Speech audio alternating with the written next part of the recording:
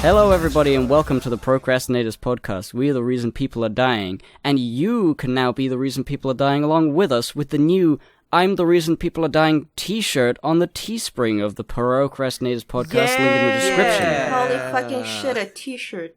We gotta make more t-shirts. Guys, we gotta make more, I honestly think we should all be obligated to make, one new t-shirt per month. We could churn out fucking shirts. Okay? That's true. I'm Hippocrit, that was Ben Saint and Nate Bestman, the best guy ever. I'm voting for a t-shirt that says, holy shit, a t-shirt. You should and make it's it. Mage. Make it and put it on the PCP thing. Easy to make. They're so easy. Well, kind of, if you know how Teespring works, which I had to learn through a long and arduous process. It was a Gib as well. Also dealt with some shit there. I'm tutoring him. I'm tutoring Hippo in the Teespring arts. It's the I'm an apprentice to that skill. Because Teespring is like a bucking bronco. It's really hard to I went to wrangle. college. I majored in Teespring, engineering and Teespring usage. So I'm pretty good. It's a pretty lucrative career. Yes, it is. Hippo, buy the shirts. You had to buy the shirts. They should be. I went and connected the YouTube, so you might, by this point, when you're listening to this, you might be able to see shirts down under the video. Oh, hell no. Hell yeah.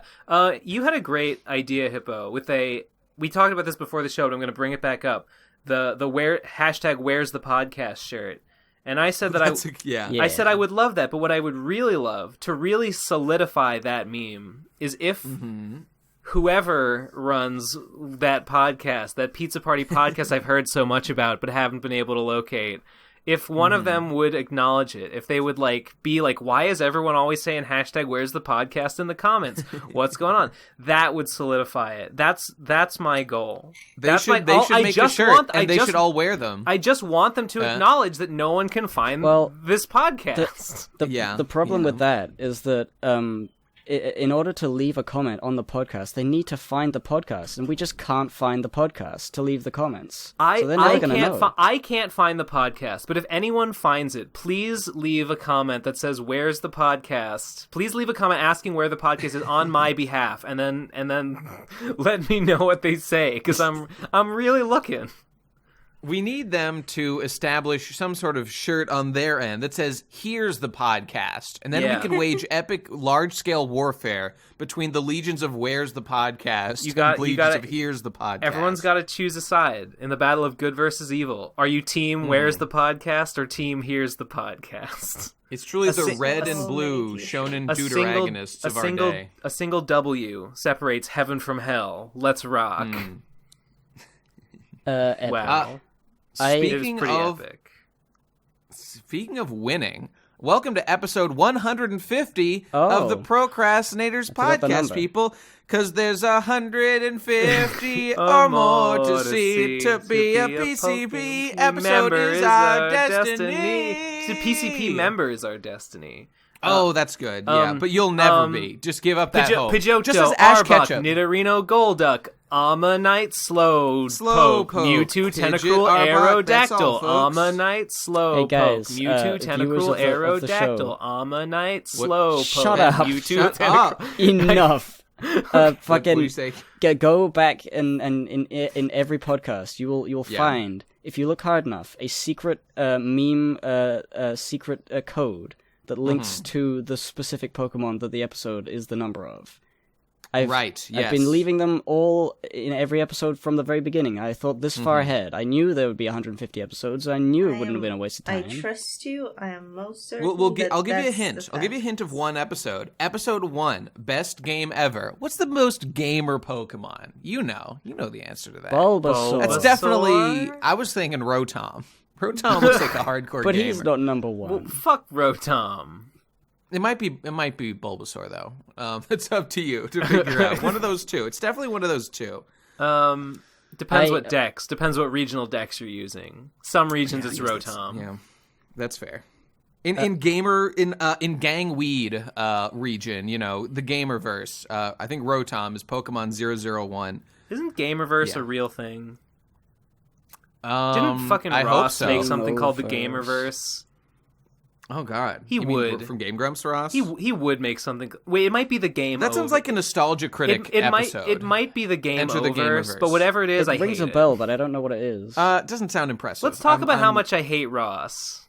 No, okay, before we talk about how much we hate Ross, let's talk about the thing that we totally intentionally, you guys, did not talk about on the last PCP episode, because this is the Pokemon episode 150.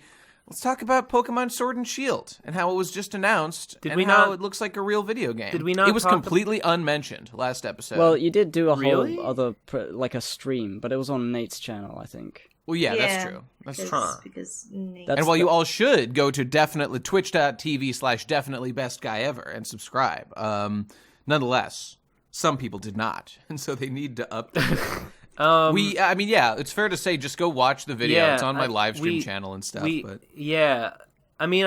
I think I said everything I had to say about it on that stream. Well, I wasn't on the stream. And then I tweeted about it all day after the announcement. Oh, yeah? Like all that day I was making tweets about Sword and Shield.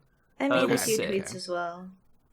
Yeah, it was all media. Pokemon posts. Comes out, social media is blasting. You can see Sobble, you can see Grookey, you can see Bunny, and you can see them everywhere. Let's get into it. Let's get into it. New starters, all stupid, all the same round head, all the same shape. Yeah. Underwhelming. I don't know. I don't care. Overly homogenous designs. I don't care about the round heads. I don't care that much, but I do think it's a pretty weak batch. Look, everyone knows their final evolution's the one that really matters. That's really true. Matters. That's true. No, in the case of Torchic, that is not true. Torchic is the only important Some people really like Blaziken. I'm not one of those people. Yeah. The Digimon fans of the Pokemon universe. I don't hate him. You like Blaziken? I don't hate Blaziken. He's fine. He was the first of his kind, right? The first of the Digimon in Pokemon. Was he before Druddigon? Yes. Probably. I forget who that is, but yes. He looks like a Digimon.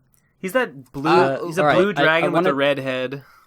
Oh yeah, it was before that. I remember you guys talking about like, oh, is it England or is it not? And I guess at this point it's been confirmed. You were like, England. It's England, and stuff. No, it's Great Britain, not just England. Yeah. Oh, fair I didn't very see in good. Ireland. I didn't see in Northern Ireland. Lecture Gib anywhere. about that some more. Why don't you, Mage? You fucking foreigner. Cool. That's literally cultural appropriation. Knowing things about you came over the here. United You're an Kingdom. immigrant. You get out. So you get you the broom and sweep you out the door. Wait. No, you get out. Hippocrit is from Africa. Hippo's from Africa, so he's an immigrant. Oh, new character in the Hippocrit universe, the Imogrant. Yeah, he should. I don't know. Well, it's a side story. It's like after Hippo wasn't allowed to make videos anymore, he had to walk the earth. And he's just a stranger in every land. It's alt universe. That is canon. Hippo is walking the earth right now. Yeah, in search of a purpose. Imogrant. Yeah, frankly, I'm not optimistic about his chances. He's a very small boy, so it's a very very small animal. Speaking of small boys, small animals, Pokemon, right? Yes. The bunny, I like him. The little lizard guy, he's funny. I saw. I like that he's crying all the time. That's funny. He's just sort of like, oh, that's his cry. Pathetic. That's his cry because he's crying. Grookey is just a guy with a thing. He has a tool. Sucks. He's a Farfetch. I've heard a lot of people saying that Grookey is going to evolve into a metal drummer or some kind of like drummer Pokemon, which sounds pretty cool, and I would be into that if true. Oh, that was the thing I was thinking. Pokemon based off of things in the Great Britland, the UK. Mumkey threatened me. He told me I better not pick the monkey, and I told him he can have that gremlin. But if he turns into a cool rock drummer, I might regret my words. I might eat my words. Yeah, if he turns into a drummer, I'm definitely going to name him Bonzo, because that's the perfect name. Why is that the perfect name? To everyone who knows the reference. I don't know the reference. I'm not in on the reference. Because you don't know enough about English rock legends. That's why. I know Neil Peart. He's English, I think. Is Rush American? No, Rush is Canadian. Rush Limbaugh. Yeah, he's an American. The hero. famous drum. but like Bunny, right? I saw there was a soccer field, a football field. Yep. So I'm thinking maybe that's a football playing bunny. He's running real fast. He's got like the color things, the whiteness. White people play football. Only white people are allowed. There's a lot of racism in the football community, so like that fits, that works. Hell yeah. Yep. And the little crying guy, that's me. So like it all is like very accurate to England. And I really want to see if there's like a tea-based Pokemon or like a like a black pudding Pokemon. I want a garden gnome. I want a garden gnome Pokemon. Yeah, I think you're already doing pretty well with like the knights and shields and swords. Oh, as, yeah. like, garden the gnome aesthetic. Pokemon That's sounds good. Pretty funny, actually. I want a Pokemon. It's like ground fairy type, or and it doesn't actually look like a gnome, one. but it's got like the hat shape that's like definitely what I would reminiscent. love is like a Pokemon that's like a suit of armor, and if it comes into contact with an Aegislash or whatever the sword guy is, then they evolve into like, you know how like Shelder clamps onto Slowpoke and they turn into the other guy. It would be like that sort of thing where he just gets a weapon and he wields it. He wields his friend and then he's superpowered. You know who's really kind of the best Pokemon? Who reminds me of that? You know, Golurk.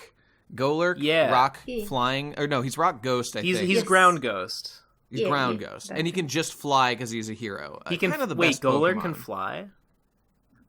Is he the evolved form or is he the first form? He's the evolved. Okay, the whole point of that Ghost Rock Golem looking Pokemon is that when he evolves, he learns fly because his whole thing is that he's a giant golem who can just fly. That's weird. How sick is that? That's the coolest thing of all time. It's kind of funny, like the idea of like a rock that has departed from the mortal realm, and he's still made of a clay. rock. So like he can like, you know, if you smash a rock, it becomes a rock ghost, and then it hits you because it's still a rock. I gotta put this in the show notes. You gotta behold the image of Golurk in the. Okay, it's going in the links thing. There it is. Like, this is him. He's just like a mech who just flies, and it's sick as shit. Is this in gross, disgusting audio? Whoa! Yes. Oh, that's. Oh, that's cool. Is that first one I've seen that guy before. I think that was like an edit. I think the bottom one's like the real one. If that's it, okay. Is that a shiny color? Because if so, it's really cool. But I doubt it. I think so. Because shiny. I think so. I'm gonna look up shiny. I could be. color. I don't know. I haven't checked. The top one looks like a Ben 10 guy. He does. Yeah, he does. He does. It's I kind of want to go back. It's kind of RFCK. I love Tyranitar, but I kind of want to put Golurk as my favorite rock type Pokemon. I swear, I'm telling you, he's ground. Damn it! How many times do I have to say it? Yeah. Okay. Good point. Doesn't he just look like a rock guy though? I guess he is mud though, which is all right. I think he's supposed to be made of clay. I mean, he's a golem, and golems are made out of clay. That's true. That's true. Oh, no, that is. Yeah, that's his shiny color. He's got like a green kind of crack in him, and he's kind of grayish and bluish, dark. Yep. Yeah, awesome. Yeah. There you go. I like the aesthetic of him being like cracked open, but then with a little metal plaster. Yeah, he's dope. Yeah, he's super cool. That's just part of the process of making a Golurk. Is like you fuse them in the kiln, and they all crack across the middle. And then you put the Band-Aid on him, and then bam, you got yourself a Golurk.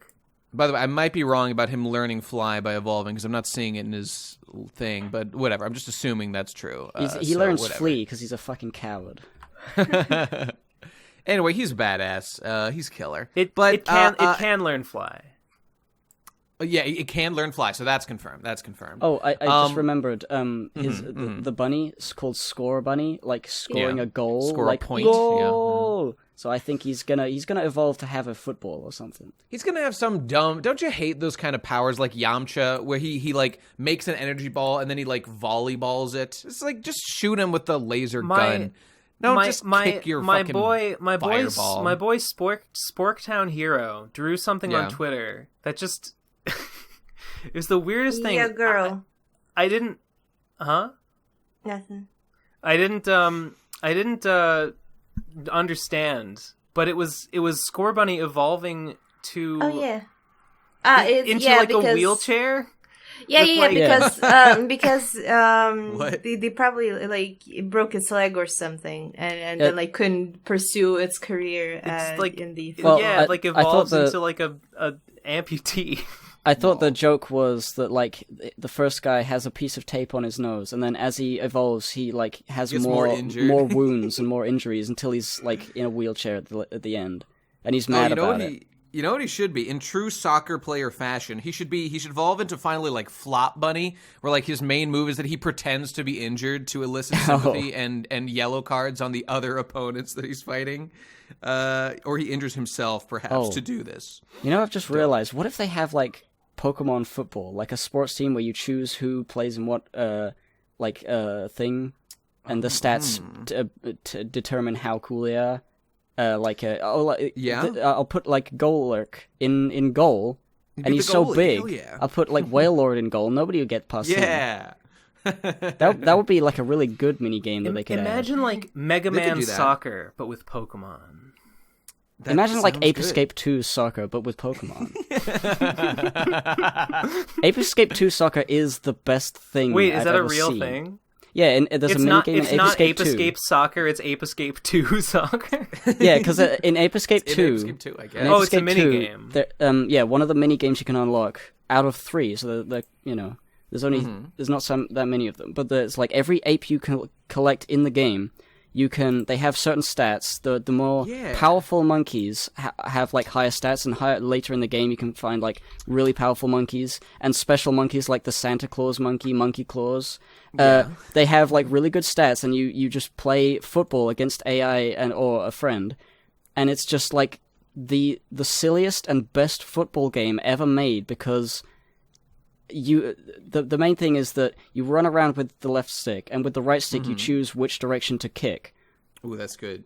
So instead of it being like a whole like, press the X button to shoot if you're in the right position, you pass with the shape buttons, triangle, circle, to a bunch of monkeys who have that over their heads. You know instantly who that is. That's normal. But then to shoot, you just push the direction, and if you kick it really hard with a monkey that has really high attack stat, you can just kick the ball, smash it into the monkey's face that's in front of you, and knock him out. And you can just keep doing that. And if the ball goes out of bounds, there's a chance that the ball thrown back in could be like a spike ball instead of the regular ball. And if you kick that like knocks them out, and then that half time comes around, they have no energy left. They can't play anymore. You have to swap them out for someone else. It's epic. That reminds me of kind of Blitzball from Final Fantasy X, only better. Everybody loves Blitzball. Everybody loves Blitzball. What the fuck? I'm here too. It's me. Hey, what's up? Hey. Is it daylight savings time? Is that why I'm late? Is it not my fault? Good. I'm glad. I did at everybody, but fair. It is in fact daylight savings time. Hi, Jess. You recording? Hi. Yes, I am. Okay. We are talking about Pokemon mostly, and let's get down to brass tacks, people, because here's the deal. Oh, by the way, Jesse, this is episode 150, so, Pokemon, we did it. Ammonite, Slowpoke, Mewtwo, Tentacruel, Aerodactyl. Ammonite, Slowpoke, Mewtwo, Tentacruel, Aerodactyl. Ben, stop, please. I can't. I'm stuck in a loop. Ben, we should put that on a shirt. The same words over and over again. Ammonite, Slow. I did it. I made a meme. I pushed it so hard. Gross. That everyone loved it. Poke rap? No, just that part of the ninja rap, but repeated over and over again. You put, like, the symbols for, like, each of them. You put, like, an Ammonite shell, like a Pidgeot feather or something, and you just repeat the... What is the... Say the line one time, Ben. Well, now I don't want to say it anymore. You made me feel bad about it. I forget what it is, guys. Ammonite, Slowpoke, Mewtwo, Tentacruel, Aerodactyl. Okay, there you go. So that's 5. That's the meme. Put those in a row and make it incredible. Make a shirt that just says Mewtwo, and it's like a Mewtwo, but like he's got like wrenches in his hands and shit. No, but wait, hold on. He's Mewtwo. That's my cool. But he's like a goth kid, and he's wearing like a Tool shirt because he really likes the band. Yeah. Or like he's like Tim Allen. Much better. Mewtim Allen. Tool man. That's all good, but here's a thing. So new Pokemon, Sword and Shield, that's all cool. New boy and new girl, most importantly. So there's a new Pokemon girl. I like her a lot. She's Scottish. She looks funny, exactly like cute. the last one. Who gives a shit? No, she's different. It's no, they fine. do. They look exactly. The eyes and the mouth and the face and the head shape Okay, is exactly. They do the same. definitely have the same dead eyes. I don't know what the Pokemon Company is like the most successful game franchise in history, and all their games look like shit. What's their excuse? It doesn't look like shit. It's just like they don't need to make it any more than that because the kids just care about. They don't care about how cool a character that they are. I was just, indulging want to look at the Pokemons. In one of my many vices, watching Arlo videos. And I was listening to his thoughts about the new Pokemon, and he's like, "Yeah, it looks fine, but it doesn't look, it doesn't look like a game that makes like billions of fucking dollars." Like no, it does not. It does. No, it is a disturbing vice. Yeah, it is. You not even go once, into like a closet in the dark to watch Arlo videos. You don't fucking let people know about that shit. I pull out my puppet, and he's the one who watches Arlo videos, not me. I'm not watching. All right, guys. On the topic of Arlo, I've had a problem with Arlo in the past because I always thought like the Muppet thing. He doesn't really go very far with it. Indeed. How could he go any further with it? Well, by what I mean is like he doesn't use it for comedy necessarily, or like he's just not very funny with it. But recently, I found a Muppet who is a stand-up comedian, and he's unbelievably funny. No fucking way. Both because the jokes are pretty good, and he seems to have a real grasp of reality, and he's not like a dumb idiot. Impressive. But also his Muppet movements are so correct, like Good. I'm trying to find what it's called. Randy. Randy. He looks like a grape. Okay. I'm looking him up. I'm googling him. I saw he has a special that I found on YouTube called Randy Writes a Novel, and it's that an sounds hour-long really something good just from the title. Yeah. Oh, he's really creepy looking. Oh no, but he's great, and he swears as well because it's like he's like a. Randy he's writes funny. a novel. Ooh. He does look like he a is grape. spooky. But he's an Australian, vegan crazy man who is a really good Muppet puppeteer, and he streams a lot. And it's really funny. Unironically, now this is epic. Yeah, everybody should go look at that. I'm looking. I'm gonna watch more of this later. Okay, hey, to make it a fun, happy time, uncomfortably uncomfortable for everyone. Please. The reason I brought up Shield-chan is because new Pokemon comes out, new Pokemon girl. Everyone starts making porn of her, right? That's just what happens every single time. Oh my god, amazing! I'm sorry. I'm really hung up that everyone's like, oh, the new girl's cute. She looks exactly like the old girl. She's got a new hat. What do you want? Yeah, she's got a new fucking hat. Her hair only curls in on one side of her face. You can fucking change your hair. Curled on you can both change. sides. You can go to the fucking barber. She's the same girl. I hate it. I hate it. Every human-shaped thing is going to be the same if you can customize the appearance. You can just make it. That's not true. Look like whatever. She's the exact same face, the exact same body, customizable hair. I feel like a lot of the time anime is exactly the same thing, where all the girls are exactly the same person, except the hair is different, and everyone thinks they're different. Look, I watch anime. That's always been the case. That's always been the case. That's just not surprising. That's real to me. life. Also, most people are just interchangeable sacks of shit with different hair. Look, I get your point, Ben, and I actually agree. It's just that I don't know. I'm over it. I guess I've just accepted that this is. If you can customize the appearance, then I don't know. You can just make them look however you want. You can exactly. She's not a new girl. She's nobody. Okay, but she has a default design. Look, she's Scottish. This is her biggest personality trait. Whatever. They never have personality. We infer. We put a personality onto her. She's a rough and tumble Scottish lass. That's what's been projected by the audience. That's a distinct personality. It's Wilhelm exactly or whatever the same. girl from Black and White looked like. Like she had a design. The new girl true. doesn't have a design. All she has is a sweater and a hat. That's literally all you can do. The thing that is just the case is that a thing is announced and everybody gets hyped when it's announced, and they see her and they're like, oh, I can't wait to play Pokemon. Oh, and she's a girl. That means I want to have sex with her. So I'm going to draw porn of her. I'm going to give her a character. And she's like, oh, that hat, that's a Scottish hat. She's a Scottish lass. And that means she's angry and she punches people. Great. I love this person. And the boy is and it's all British in their cuck. heads. And it's all in our collective heads. In the video game, nothing, not even slightly going to be like that. But we like it. We get we get hype by ourselves. Well, it's the same as Toho. Like, Toho, the characters barely have any personality. They have a little bit. And it's the fandom that runs with it. At least they say things. That's just how it is. At least the characters in Toho, they do have dialogue. They do have relationships to each I don't other. know. Like, the main character, Persona 4. I've been led to believe. It's a player avatar. It has no defined personality. It's how you play it that gives it a personality. Well, all right. So... that's not true in Toho. That's not true in Toho. No, you're right. That's not true in Toho. I mean, I can't remember when they stopped doing this, but isn't it like the character you choose, the opposite gender character that you could have been, is your rival, and they do have a character because they have lines? I think so, yeah.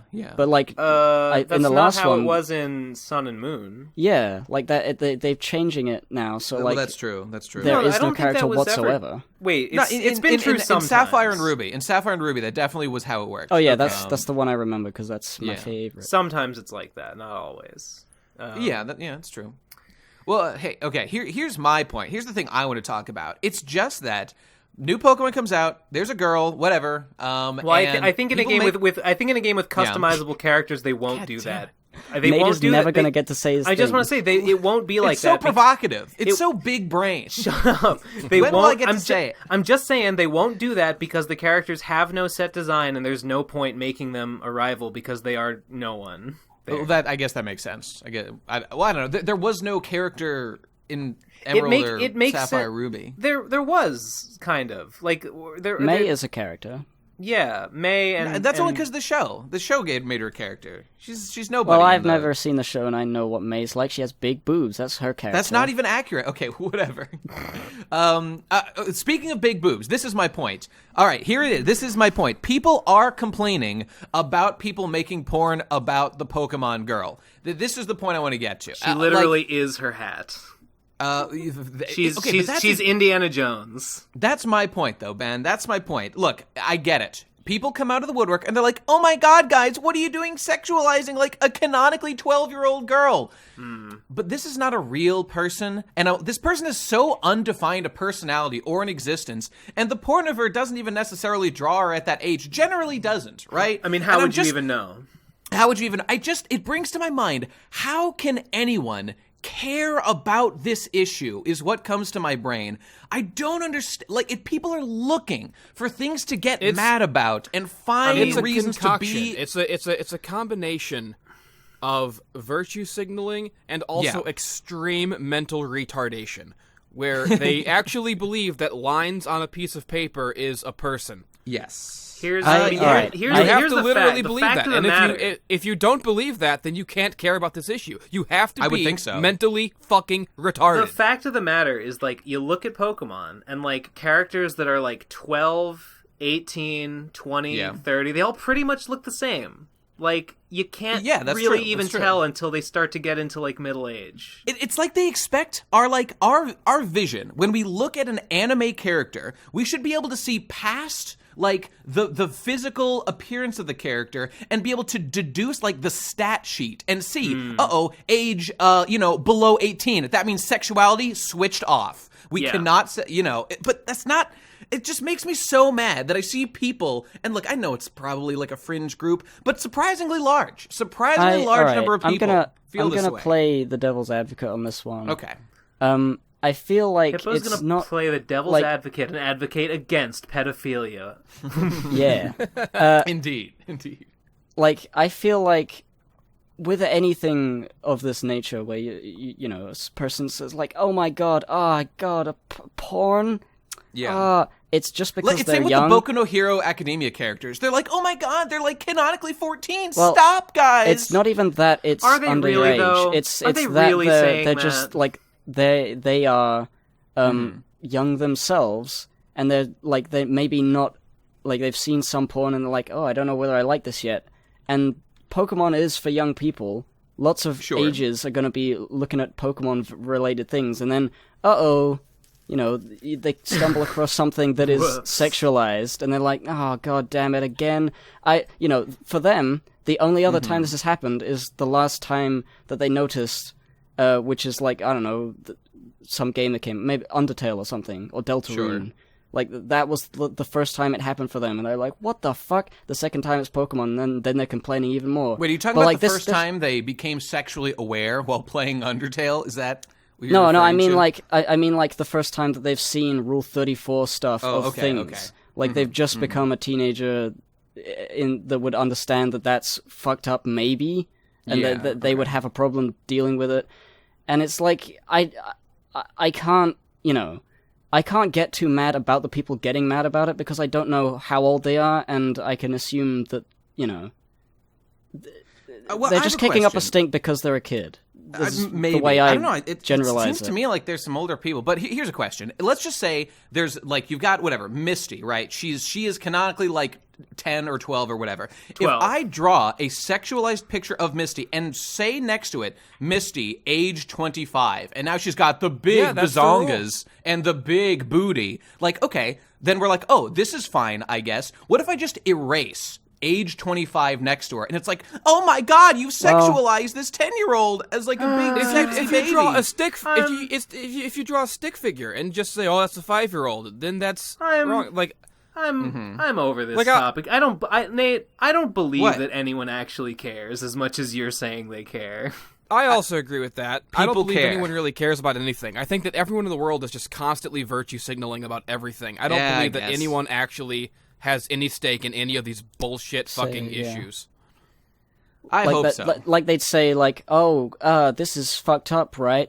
And then, like, in brackets, their inner thoughts, I kind of like it, though, but I don't want anybody to know. I don't want my friends to know I like it. And then in smaller brackets, inside those brackets, they think, but if I see someone else doing this, then maybe I can get somebody else publicly shamed and humiliated and ruin someone's life. I'm getting a lot of this from threads on 4chan, where people, like, it is the place where you just attempt to, like, fuck other people up and insult them and make them feel bad about stuff.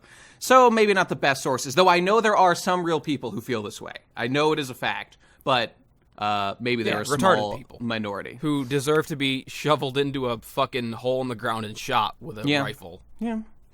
Okay, well, that was the thing I wanted to say about Shield Chan. And you know what? I'm going to fucking jack off to Shield Chan after this podcast. I don't give a fuck. You people can suck my dick. Why don't you jack off to Shield Hero? Yeah, maybe I will. When you say Shield Chan, I think you're talking about someone from Shield Hero. Reftalia or because I don't know anything about Shield Hero. I'll go jack off to her too. And you know what? As the lolly, as a fucking lolly slave, because I don't give a shit. That's how I feel, people. This is a protest fap. That's what I'm going to do. And you can't stop me. All right. Epic. There you have it. There you have it, ladies and gentlemen. Hell yeah. Hell yeah. I've got a gross story. If y'all okay with a bit of gross stories. I'm ready. Oh, we've been talking a lot about poop lately, so I feel prepared. Yeah. I'm this hopeful. Involves poop. I'm hopeful. Oh no. So all right. So I've been the last few days got a cold. Whoops. It's the cold that goes around, and everyone's getting it. The family got it, I got it. I was like, okay. Well, I've had 1,000 colds at this point. I know how to deal with a cold. You drink a lot of water, you don't be stupid, and then it goes away, and it's fine. Mm-hmm.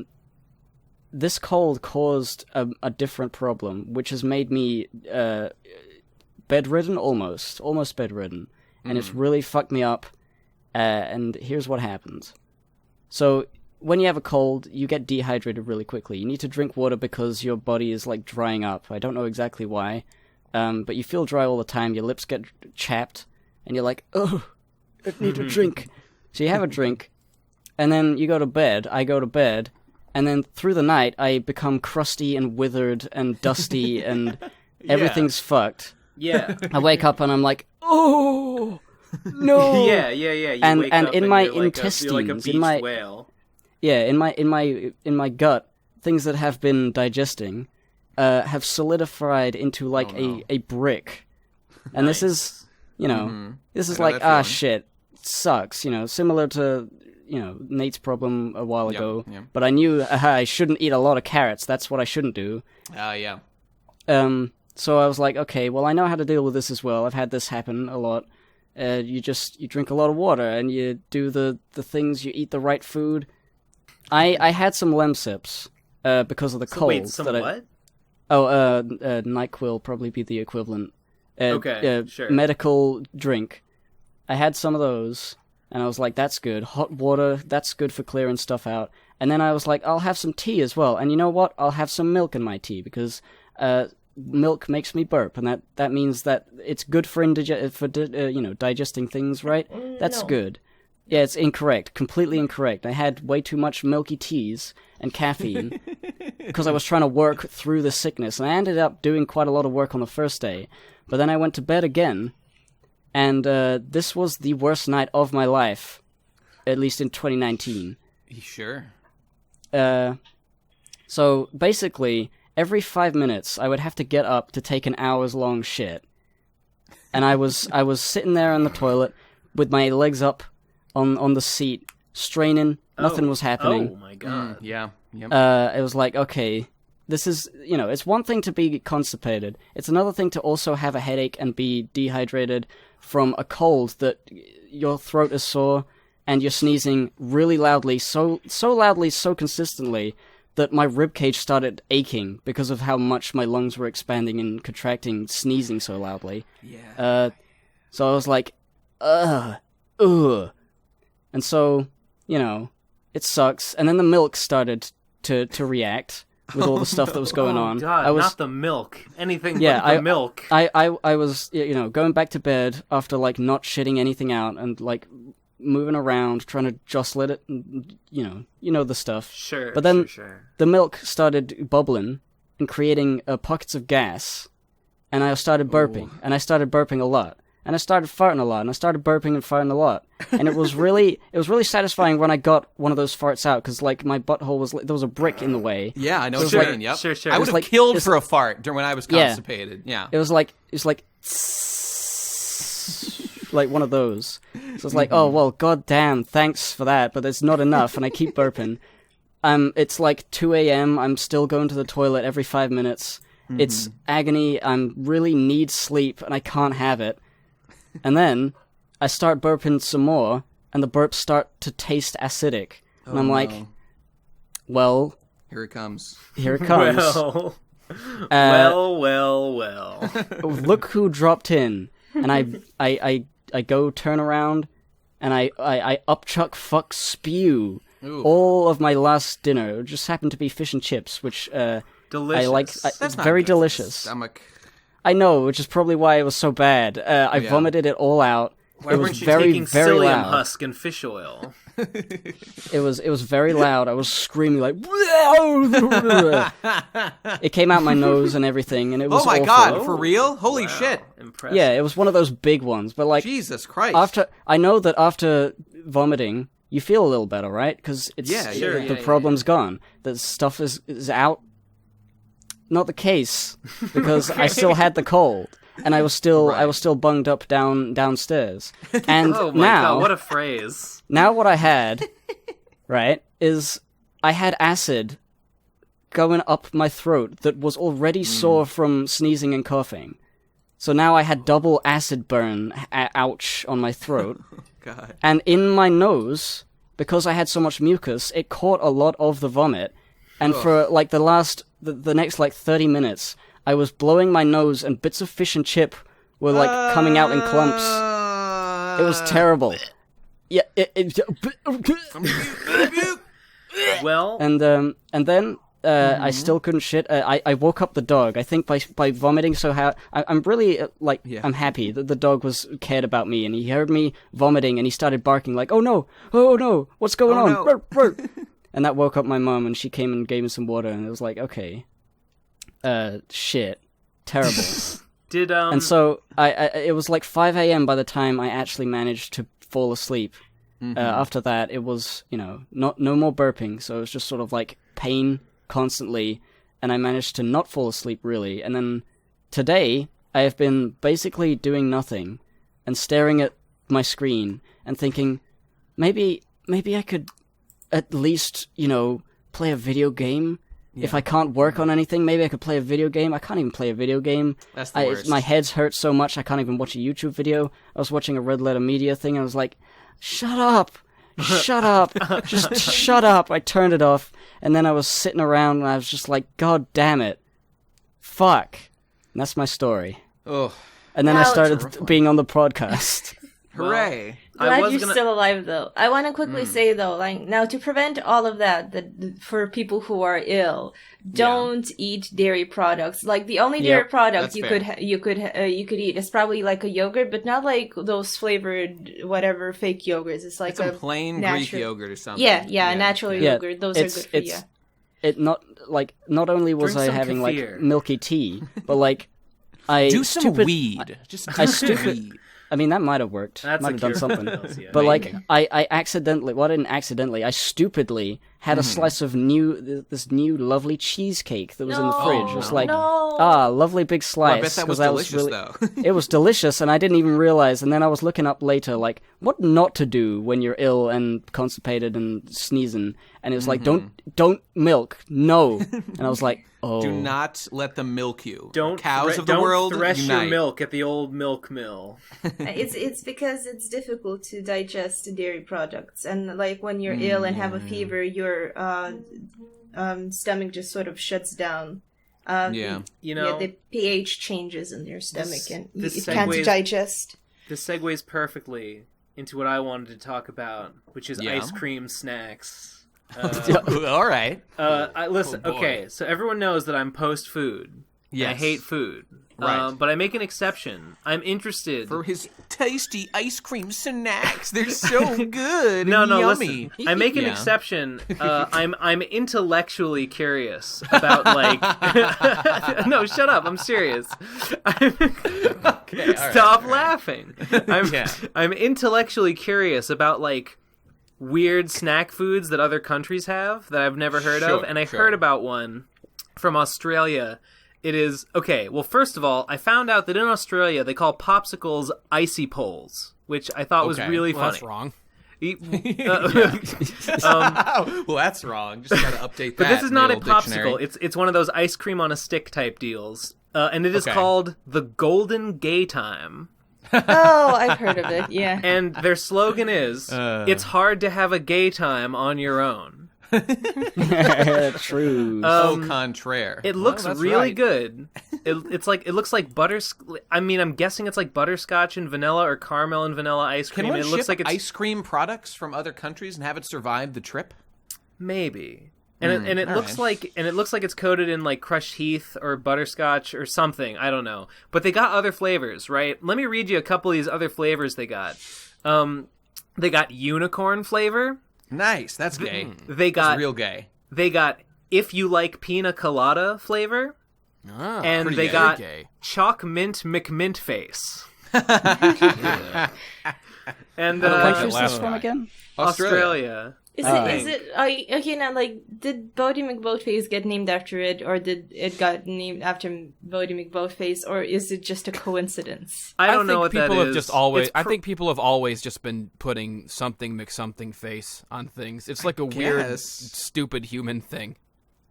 This compulsion to something McSomething face everything they see. It's just really weird that you would be like, we got to make a new flavor of our highly coveted ice cream bar, and we're gonna call it. And we're going to make a chocolate mint flavor. We're going to call it Chalk Mint McMint Face. Is this like some millennial shit infiltrating the company Ronald and making them do face. stupid names? I don't know. I don't know. What if we let it, the new McDonald's burger, Burger McBurger Face? It's just like, it's got like 5 patties this time, guys. And then they start a Twitter account that is Burger McBurger Face, and the burger is tweeting at other burgers. I refuse to let my generation take the fall for stupid names as if we invented them. Okay. I mean, older generations caught a bunch of shrimp and called them sea monkeys. That's wrong. That's not correct at all. That's incorrect. Yeah, that's fair. That's fair. They're not. They're not monkeys. They're not even part of the great ape family. They did it. Check the genus and phylum, you dunces. Jesus Christ. No, they did it for the marketing thing, so it can for the lulz. So... I think I saw a video about the sea monkeys guy, and I think he was like a Nazi or something. I think he was like a real big eugenicist or something really cool. He was a scammer through and through. Yeah, it was bad stuff. I think he was hoping to use those. I think he was in conquer the KKK. the world. I think he was like a keynote KKK dude. A keto KKK? Is that what KKK stands for? No, he was not one of us. Keto Kids Club. Yeah, that's what it is. Fuck yeah. Gotta start my own Ben's branch. new shirt, the Keto Kids Club. It just says KKK on it. I have a strong urge a lot of the time to tweet things about being in the cool kid. Like in a video, I say that too. I say the cool kids club all the time. And I want to, as a joke, write KKK on screen. But then I know, like, oh Jesus, here we go with this guy wanting to kill all minorities, and well, that's like classic Nate Bestman. Classic hatred of minorities. I'm annoyed about is that I can't make. I mean, obviously you can't make racy jokes anymore, but like, it's you this. can. You can, but like, people will not assume that you were joking. They will assume that you're one of those people who actually think it. Yeah, and sure. You have an argument with them. I was like, I was just being, exaggerated for effect, for a comedy thing. And then they like reply with, "Oh, I was just pretending to be retarded. Lol, shut up." Oh, idiot. Right. They're saying that you are, in fact, like, obfuscating your true intentions now after the fact that you've been criticized. Or you're like, you're normalizing. Like, you're normalizing this hateful language or attitude. Yeah, I mean, I don't even really... That's what they do on 4chan or whatever. Like, it's all memes, but it's not actually... Like, I guess, I don't even mind the normalizing thing. It's just, like, I would like to not have people assume things of me based on jokes I make. So I guess I'll just stop making those jokes. I mean, you go to poll, you go on poll, and it's all, everyone's like, haha, it's so funny to joke about how the Jews control everything, but they kind of actually do though. Like, we kind of actually believe this for that's real. Fine. That's fine. Well, I mean they do, but it is a joke. Sure, but like scary. To me, it's funny that the world is so fucked that, like, secret societies control everything and that we're all complete slaves and we're all fucking doomed and society is going to collapse and the super wealthy will stamp their feet on our necks for all time. I mean, like, you just gotta laugh at it. Did you guys see, by any chance, this just reminds me about the world going to hell, anyone see the Joe Rogan podcast with Tim Pool? I'm talking about people being racist, like scary racist, like this the real kind of racist. I know what you mean, though. Like, I know what you mean, though, like... Sure, like cute memes like, haha, aren't black people stupid? But then, like, also, like, but it is cool that the cops shoot them a lot. I mean, I feel that the cultural battle... look, I'm sure people would disagree, and I don't have a ton of life experience in these areas, but, like, I feel that the whole racism issue is at a point where it's less of a problem for the world than, like... I don't know, the suppression of global communities and, like, the control of the population by technocrats. That's what I feel. I'm done with racism as an issue completely. Like, I'm over it. It's solved as far as I'm concerned. I'm done pretending that racism is a problem. I'm done pretending that it's bad. Like, it's funny. Fuck off. Racism is funny. Everybody it is funny. Suck my fucking dick. It's funny. No. I mean, people get... I get that I'm not a minority. Shot and stuff. People get shot out there in the real world. People definitely get shot, and it's fucked up. And you know what? Maybe even there's, like, some racist stuff going on that makes people more likely to shoot, like, a black dude who's just walking down the street than a white dude. Totally fair. Just, like, I don't know. Don't mistake internet for real life. Just, please. Because in real life, I'm pretty sure racism is a lot, scarier and more threatening than someone going like, but it's haha. Still... Well, like, N-word. I just hate this idea that people have, this completely insane, ludicrous notion, literally a ludicrous notion, like the rapper who is a black man. This notion that, like, if you say something racist, then you're racist. That's not how it works. Like, if you... Okay. You've made some pretty good points on that in the past. If you believe something racist, you're racist. If you do something racist, you're racist. If you say something racist, you're just being cool. Well, it's fucking funny. Okay, I mean, I get you. But, like, say you're an outside observer, and you hear someone say something racist. Like, it's like Hippo was saying, it's not crazy in this day and age to think that this person making this joke actually believes the thing that he's making, because people do it all the time. That's how fucking Trump got elected. Well, yeah, but the problem there is just this epidemic of mass retardation where nobody can decipher context anymore, and nobody can understand when somebody is clearly, obviously not being serious. The context has been deliberately obfuscated. Ben, please clarify what you just meant about that's how Trump got elected, because I don't understand what your point was. I will clarify what I mean by that, is that fucking everyone thought it was real funny and a real funny meme to be a white nationalist, and that's what happened, because it was a real funny meme. But Trump is not a white nationalist. No, he's not. But like the people who voted for him. Yeah, I'm confused about the. No, like I get what you're laying down. We're kind of talking about two different things here, but I get you. Well, I mean, I'm just saying, from an outside, people, there's people that make jokes to be funny, and there's people that make jokes so that they can say what they actually believe without having to answer for the consequences of it. I guess so. I mean, I suppose that's totally fair. I'm sure there's people like that. You can't know. You can't know who's who. Okay, but I think the solution there is, I would get why people would disagree with this, but like, I think it's very important to give people the benefit of the doubt without a substantial case to make your... Like, if you want to insinuate... Okay, let's say, Louis C.K. has said hard R N-words on occasion. Okay, let's make the case that Louis C.K. is racist. That's not what I'm saying. He said the word... Well, you're saying that you can infer things from what you know about them. No, you fool. I'm saying that you can't know. I'm saying that you might suspect. I'm saying that you might have reason to believe. I'm saying that you can't... Yeah.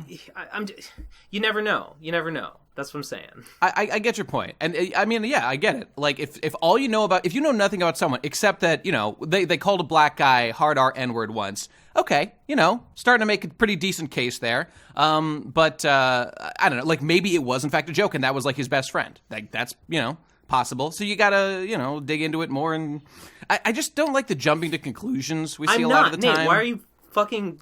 Ben, I'm not. This point is no longer rebutting your point. I am now extrapolating. In my mouth. Okay, fine. Yeah. All right. Remember how the time Count Dankula's life was absolutely ruined because he made a joke about a pug? See, that's what I'm talking about. I actually don't know who Count Dankula is. Ben, how is that true? What do you mean? How is that true? He's a Scottish guy who made a YouTube video about his girlfriend's pug, and his girlfriend's pug. And, as like a little bit of cheeky revenge, he taught it how to do a Nazi salute. Well, no, it's just like raise its paw. Like, instead of like... Well, yeah. Yeah, instead of using the word... And it was really cute. Yeah. And like, he obviously, like in the video said, I'm not a racist, lol. But this is like the worst thing I can think of to make this pug say. So it's like... But people just took it as like, you just wanted to make a pug a Nazi. And the thing is, like, are a Nazi. Yeah, the thing is, he only had like 4 or so subscribers, only his friends, and it was just for his girlfriend and his friends. But it started circulating. It became way more popular than it ever was meant to be. And yeah, and he was convicted of a crime. He was convicted. And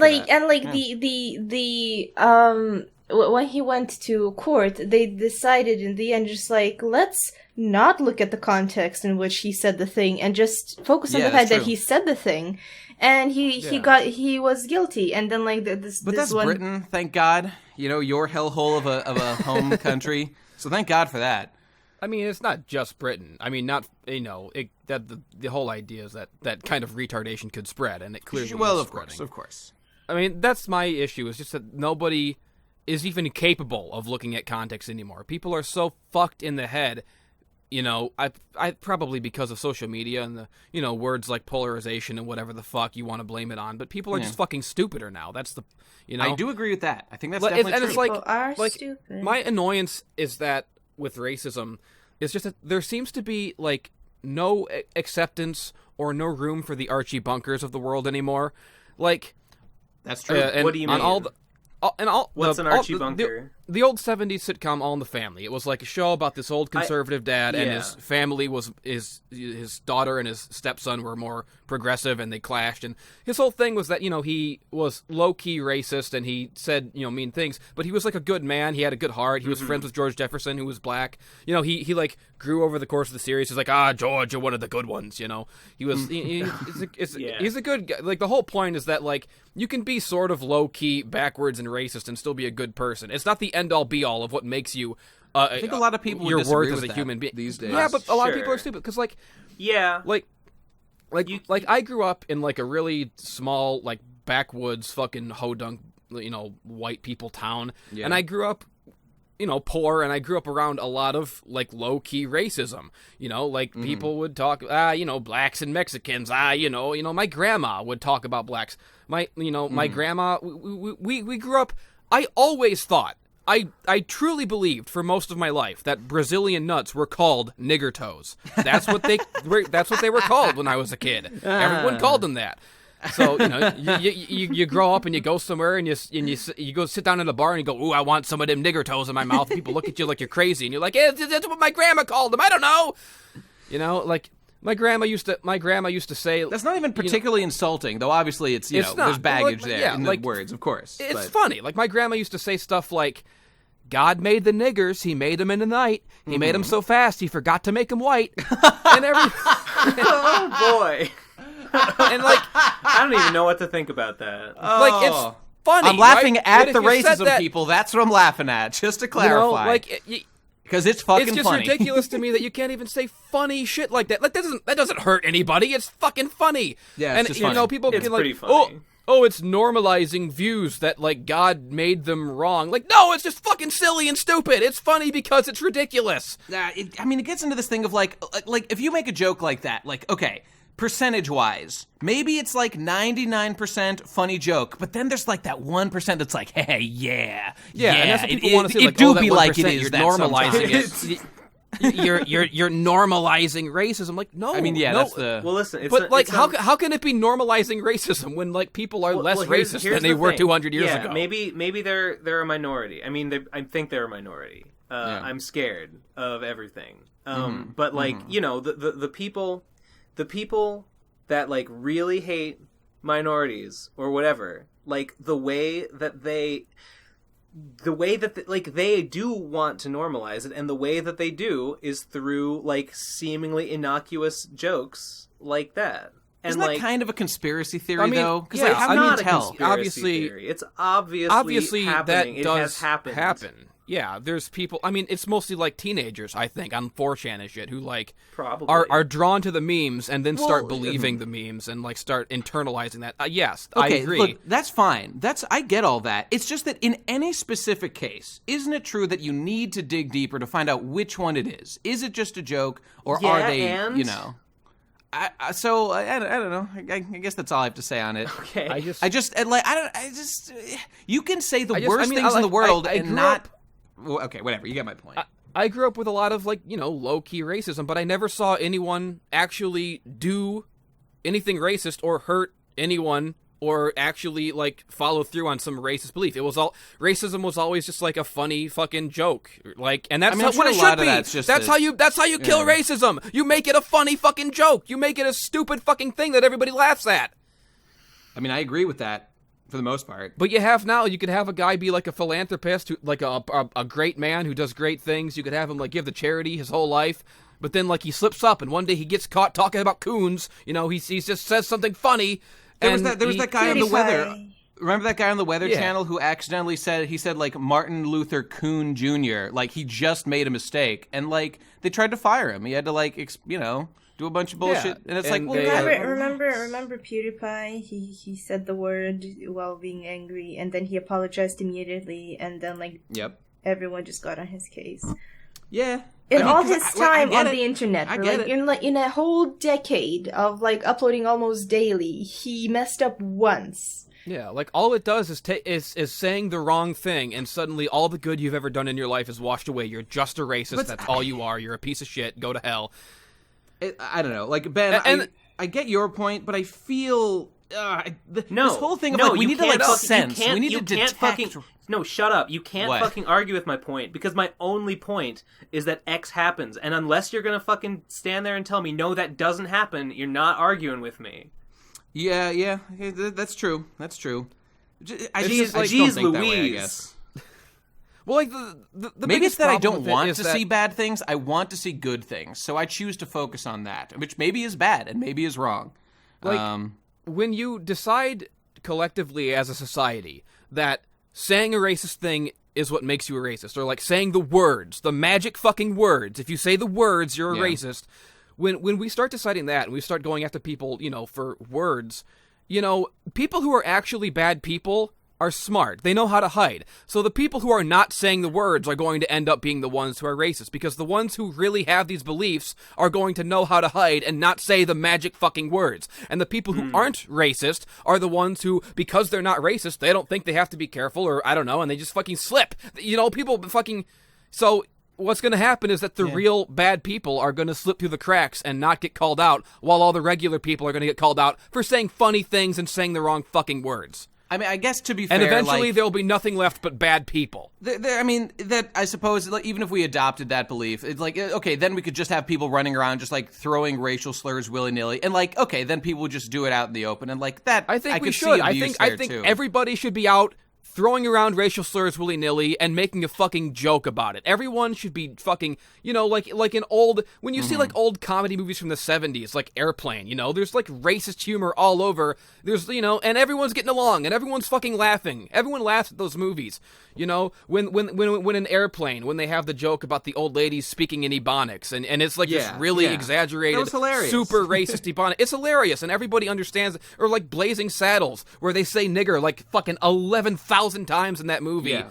And the whole movie is about racism, but like it's funny, and because it's funny, it brings people together. And everyone laughs at it and goes, haha, racism sure is ridiculous and stupid. That's what we need. We need more racism out in the open so that we can laugh at it, instead of having to shove it in the fucking corner and hide it like it's something to be ashamed of and hidden, or else we get shunned from fucking society if we say the wrong fucking magic word. There's my rant for the day. I'm not above laughing at a racist joke. I'm just putting that out there.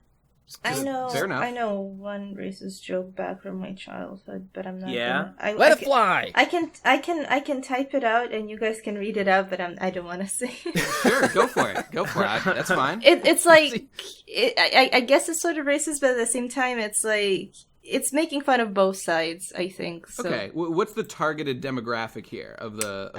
I couldn't say. Let me just type it out. I'm sorry for the typing noises. Hypocrite. That's fine. Maybe he'll edit it out. He's a good boy. He knows how to do this thing. Yeah. Okay. I guess a really good way to not be racist. I don't time. because it haunts. It's lurking on all sides. I know you're looking for this. You're constantly walking a tightrope, and if you ever slip, you'll fall into the abyss of racism, and you can never get out of it. It's just like being gay with Chris Chan. Yeah. It's a constant struggle to avoid being gay. You gotta really work it. You gotta really train that straightness muscle. Here's a thought. I do think literally every person in the world is racist. Because when everyone has, like, I don't know, you think about a factor. I don't know, how about being Italian? That brings to mind some things that you are Italian. Humans definitely have, like, tribalistic instincts. Thank God I had an Italian like me in the media in the form of Mario. Thank God I had Mario to relate to, someone who looked like me. Ben, I'm offended by Mario, because not all Italians are mustache-wearing, plumber, low blue-collar workers. My mother was an educated woman, and she was Italian. God and how rest her dare soul. they? God rest her soul, yeah. I don't know. It's all, we've talked about this a million times. Welcome to the Pokemon episode, where we talk about race relations and racism. Mewtwo, Tentacruel, Aerodactyl. Mule tool. It's a mule tool. Put a mule and a tool on a This t-shirt. episode is going to be called episode 150, Pokemon, and then in parentheses, the N-word is used 11 times in this episode. Just like in most Pokemon games. We should put a trigger warning on our episode, on every single one. Now that I'm translating it from Lithuanian to English, this is a very stupid joke. Most of them are. I think I remember the best kind. You told a joke. It was like It was a gay joke. It was oh boy. Oh wait, I think I'm thinking of like you told a Lithuanian fairy tale and it like didn't make any sense. Oh, with the sausage. Yes. Yeah. Someone just like became a sausage? No. Yeah. Someone was already like a sausage. It was a sentient sausage. Yes. Yeah. Sure. Yeah. I respect hey, man, your what culture. Can you do? What can you do? A little. We just got to oppress the gays. That's all there is to it, really. Fact. True fact. A little while ago, I heard in my headphones a little beep that signaled that 10 paces and draw is rendered. It is done, I think. I will put it up after this episode. If anyone would want to like peruse it and see if anything sucks about it. Okay. What do you think of the audio mixing or something? I tried really hard to keep the audio mixed as well as I could. I think I did an okay job. It's hype. The ending of 10 Paces and Draw is fucking hype. It's a blast. It is a blast. And how long is it? It's about an hour long. It's like just under an hour. It's like a motion picture. God damn. It's I mean, I hate it because I've been looking at it for months and months, and I'm fucking sick of working on it. But it's got, I used Oblivion Falls redo of Jesse's PCP theme song, and it's really fun and cool. So yeah, watch that. I would recommend viewers. This is footage from RadCon 2. It was a thing. It was like a little side project. Me and Munchie came up with it on the fly, and then we all just did it. Wait, you mean RadCon 3, right? Did I say 2? I meant 3. Yeah, it was from RadCon 3. Yeah, that's dope. So that's finally... And it's a pilot, right? Out. I mean, we'll be looking for feedback to see potentially if more could be made of some fashion. The idea was that it was a pilot episode that we could do more of. I mean, this is a thing that's out, like a thing that it's coming out. It's just I just finished it, so it'll be out soon. The idea for it was a pilot. I mean, obviously because that was done at a RadCon and like, I mean, if we did more of them, they would look a little different, and they might be formatted a little differently. But yeah, we could definitely like. I mean, I would definitely make some changes to the premise. I would give more time for each round, and we would have more to work with than fucking ballpoint pens. I think. But yeah, the concept is definitely something that could be expanded upon and made more of. Yeah. Well, that's dope. So that's neat.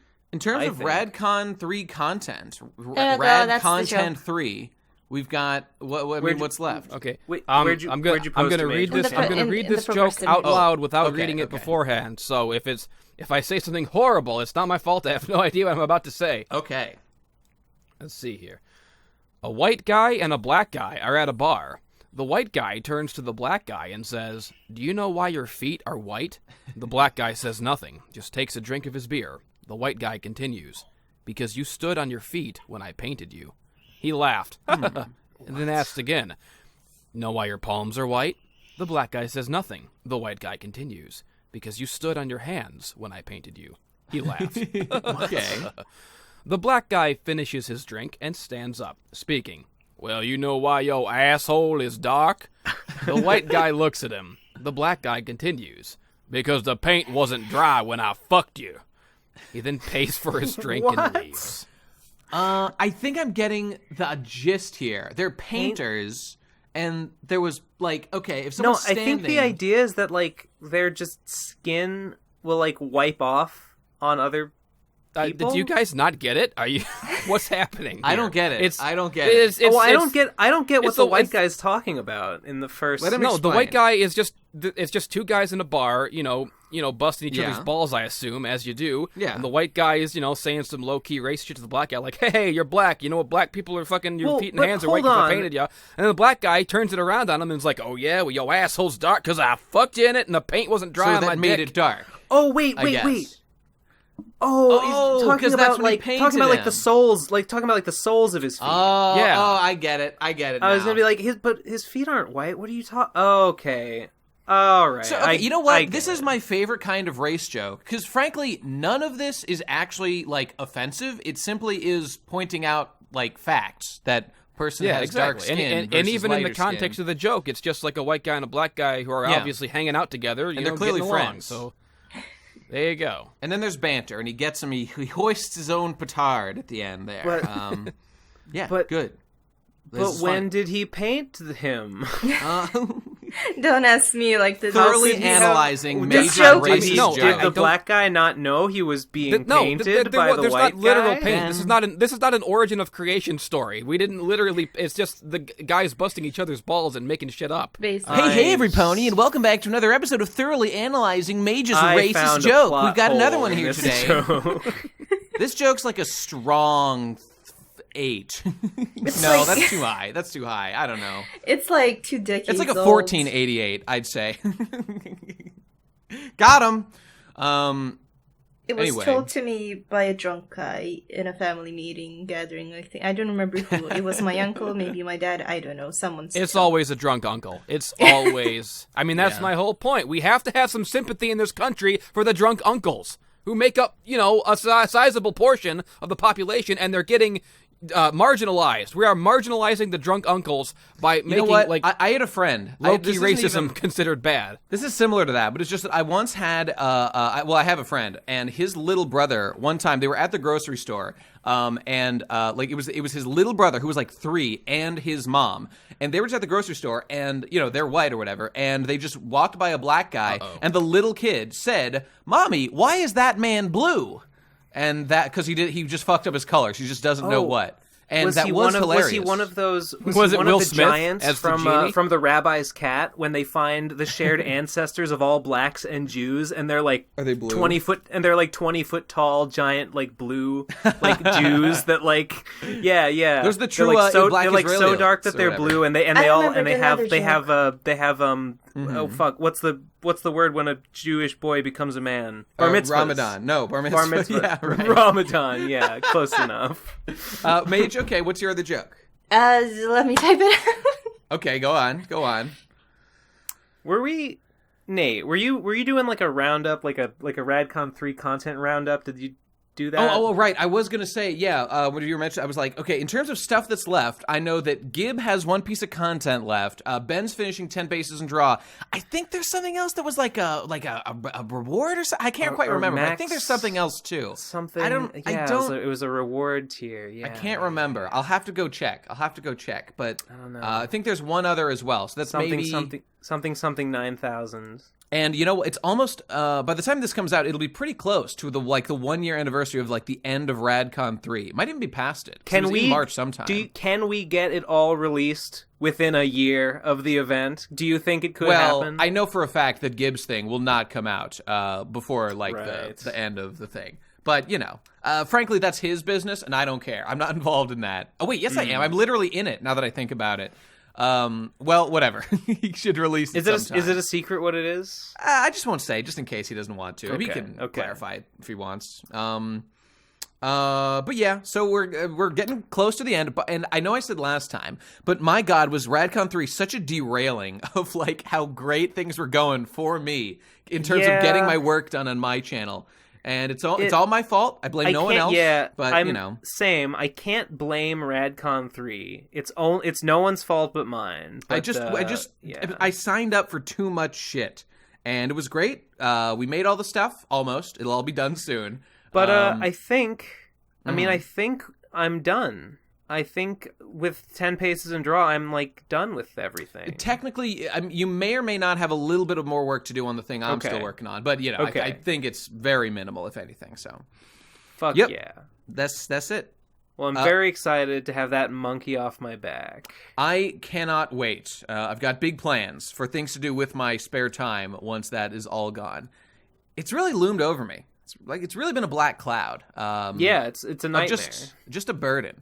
So not doing this. Just a disaster. So RadCon 4, I'm going to waltz in, do a lecture, waltz the fuck out, and that's all I'll do. People can make their vlogs. People can, other people want to make more complicated content. I want to do 2 lectures at RadCon 4. Excellent idea. Whenever that happens. I've got a list. I might do like 1 long one and 2 short ones. Welcome, like Gib. Mini lectures. Hey, Gib, we were just talking about things that remain for RadCon 3. I didn't say yours in case you wanted to keep it on the down low. Oh, I mean, I've mentioned that it's a thing, but I don't know whether I'll ever release it. It's the GRPG Kingdom Hearts 2, which I have the footage for. Can I read this one? Can I read Mage's next racist joke? Yeah, please. Remember, the attitudes expressed in this joke are not mine, they are Mage's. Not mine! They're just jokes I remember. A white person and a black person are talking. The black person is ranting. Tell me this. So when you're cold, your skin turns blue. When you're embarrassed, your skin turns pink. When you're angry, your skin turns red. When you're nauseous, your skin turns green. And when you're tan, your skin turns orange. And you say, I'm the person of color with a U. Destroyed! You know, take that, that's a pretty epic. That's so weirdly wholesome. Yeah, it is. It is extremely wholesome. That is like... Yeah, that's like something Mother Goose would tell me. It's something Mother Goose would say to the black people in her neighborhood. That's like a Winnie the Pooh-ism. It is. Oh god, Mother Goose. I don't know whether I've mentioned this before, but I have nightmares of Mother Goose. What? Do you? For what reason? Explain. Because when I was a baby, I had the Mother Goose thing, and the packaging that it came in. What thing? Is Mother Goose like some Brothers Grimm stuff that's like been repackaged for the West or something? No. I have no idea what it is. I just know that there's a goose and she wears a blue bonnet. Yeah. And it's supposed to be for kids. And there was this, I guess, plastic, robot thing, Mother Goose, that would sing to you. I think Mother Goose is a public domain character. Okay. Yeah. I'm tempted to say. So there was this thing. I don't remember what the product was, but I remember the packaging, which was this big cardboard box with a Mother Goose on it. And I always used to see Mother Goose staring at me on that packaging from the other end of the room. It was the only thing that had eyes in my room that I could see. This is like when you were sleeping from your bed or something? When I was sleeping, I was like... And then later, we moved that up into the loft, and it would be put right at the back. And when I was, like, young, and, like, the loft... At the moment, it's, like, renovated... Since been renovated into an upstairs bedroom. But, like, it used to be a horrible... dark, scary, cold, uninsulated mess of broken children's toys and like old photographs and demons and spiders. Yeah. And so occasionally I would go up there and like there would be Mother Goose staring at me in the exact same way on that box, all the way in the end, in the darkest bit. And she would eat me, and I would be scared that she would fucking bite her goose fangs on me. Geese are very aggressive. They are. That's true. She's open domain, so welcome, new mainstay PCP character, Mother Goose haunting Gib in his dreams and nightmares. Welcome to the family, Mother Goose. Glad to have you. You're equally important to we gotta make a Mother Goose shirt immediately. Please make a Mother Goose harassing Gib shirt, everybody. You will see Mother Goose below this video when you watch it. Ooh, I want to see. You know what I want? You know that American Gothic? I want one of Mother Goose is like the masculine like farmer, and like the terrified woman to his left is Gib, just being intimidated. Is she terrified? Is that how you read American Gothic? No, but I'm reinterpreting it for this particular. I'm like the weirdly hyper-realistic goose face of the American Gothic. I think would really work.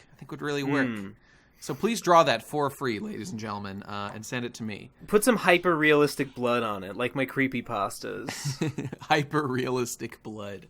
Yeah, you're playing a haunted video game. Mm-hmm. You're playing a haunted Pokemon cartridge. You're playing a haunted painting. Yeah, and then you get stabbed, and your Pokemon die, but there's hyper realistic blood. You get that blood.png just right on the screen there. It's just from Google.com with watermark. There's nothing more realistic than that.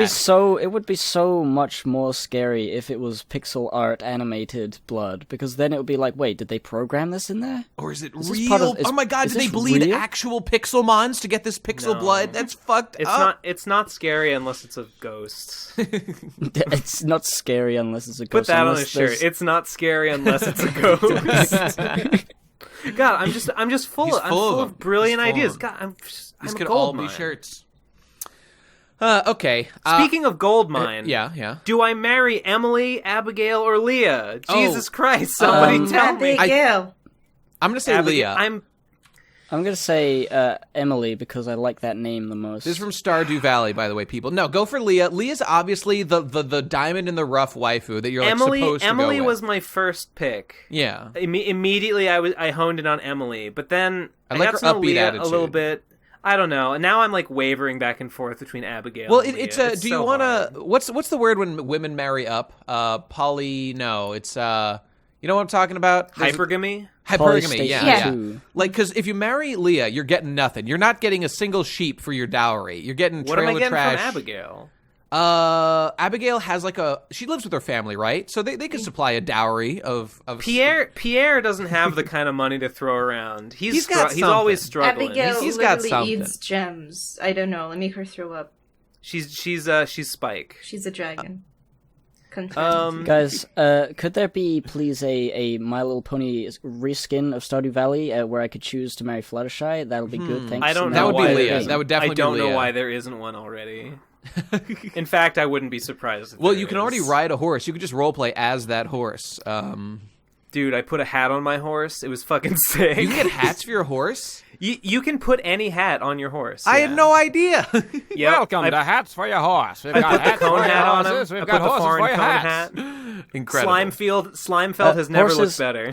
Horses for your hats, like a little horse that goes, runs on the inside of the brim. Ooh, yeah. Oh, that'd be sick. You feed him tiny carrots. Pick I only Leah, know Ben. two things in this world. That's hats and horses. You're voting Leah, Nate? Yeah, mostly because Emily's mine, so stay away from her, you fucking creep. I've been leaning more towards Leah and Abigail. I don't know. There you go. Abigail's trash. Pick her. I think. God, it's so difficult. I think Leah's probably the most She's the obvious choice. I think she's the one who. Okay, I like Leah because it seems like she probably isn't an idiot. Abigail seems like kind of an idiot, and it's kind of cute. Ooh, mama! Wait a minute! I just found a sexy picture of Abigail. Now she's the top contender. She looks way less fat than she does in her portrait here. But I kind of hate Leah's taste in food. She's got basic bitch taste in food. She's because totally she's human. poor as shit. She can't afford the gourmet stuff. No. She likes wine. She likes truffles. She likes goat cheese. She is totally human core, and it's disgusting. She should be drinking nothing but Huel and Monster Zero. Abigail literally Leah is practical. eats rocks. Leah's practical, and Abigail is kind of like, what the fuck is she thinking? What is she doing with her life? She's all so random, dude. But she's not. No, Emily's random. Yeah, I guess you're right. She's the Pinkie Pie of But the Abigail group. is post-food. Well, no, she likes to eat. But at least she's less human. Oh, yeah, she sure does. I love to eat. Let me stuff more food in my face. she eats Abigail. rocks. I found a secret note from her that says, here's some things. Here's some of my favorite foods. I love to eat. And I'm like, ugh. Fat confirmed. Fat confirmed. But even Leah's more fatter. damningly human core confirmed. And that's Leah's the worst so of human all. core, though. Leah's the most human core. And it's damning. It's the one thing against her. All right. Should we move on to the voicemails? I think it's about How long that have we been time. going? An hour and 22 minutes. Pretty good. I guess. Wait. Yeah. Nate, play me off. Play me off for the shit on the Pizza Party podcast. I don't have it segment. prepared. Wait, I got you. To shit on the Pizza Party podcast. There you go. Listen, I called up my local Italian eatery. Yeah. I asked them if they delivered, and they said yeah. They said, it's And I not said, delivery, it's DiGiorno. And I said, would you please bring me the Pizza Party podcast? I've been looking for it everywhere, and you're my only hope. And they hung up on me. And they swatted me. And the SWAT team killed my dog. and I dog's blame human the core Pizza anyway. Party podcast for this. Damn you, Where's Pizza the Party podcast? podcast? Hashtag where's the podcast? He just wanted If to only know it had where been- it is. If only it had been easier to find, this wouldn't have happened. Goodbye, Slimefield. You were a good hound.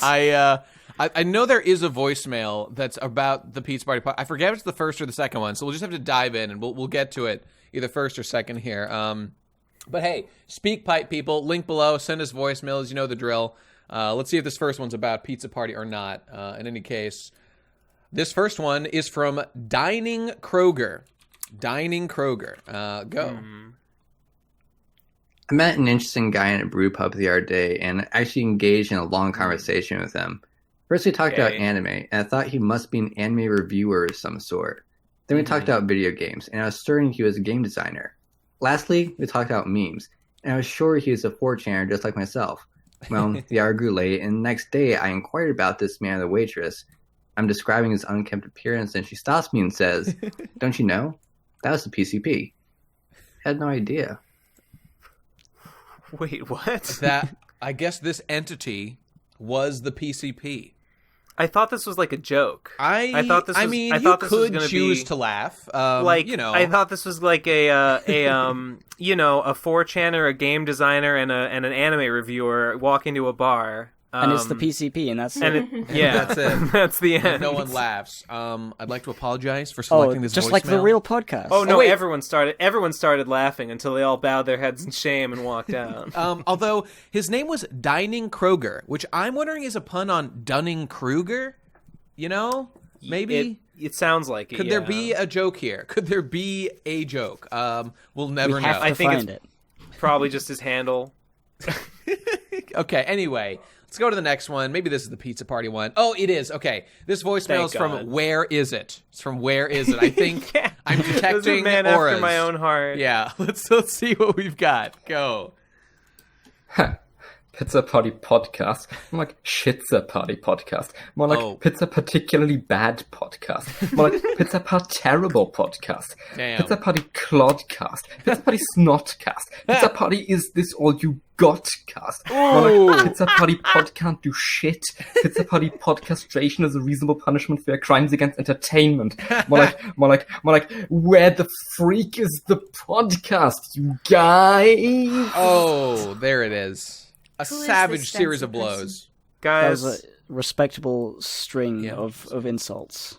I'm getting antsier. We need firsthand accounts. Ben's going into remission. He's going not remission. He's going into we got to get on social media. We got to get on social media. We got to start atting. We got to start atting these fools on the Pizza Party podcast. They have to answer for their crime. They do. Of hiding the Ben's podcast. dog is dead. Slimoid or whatever his name was. He's Slimefield. dead.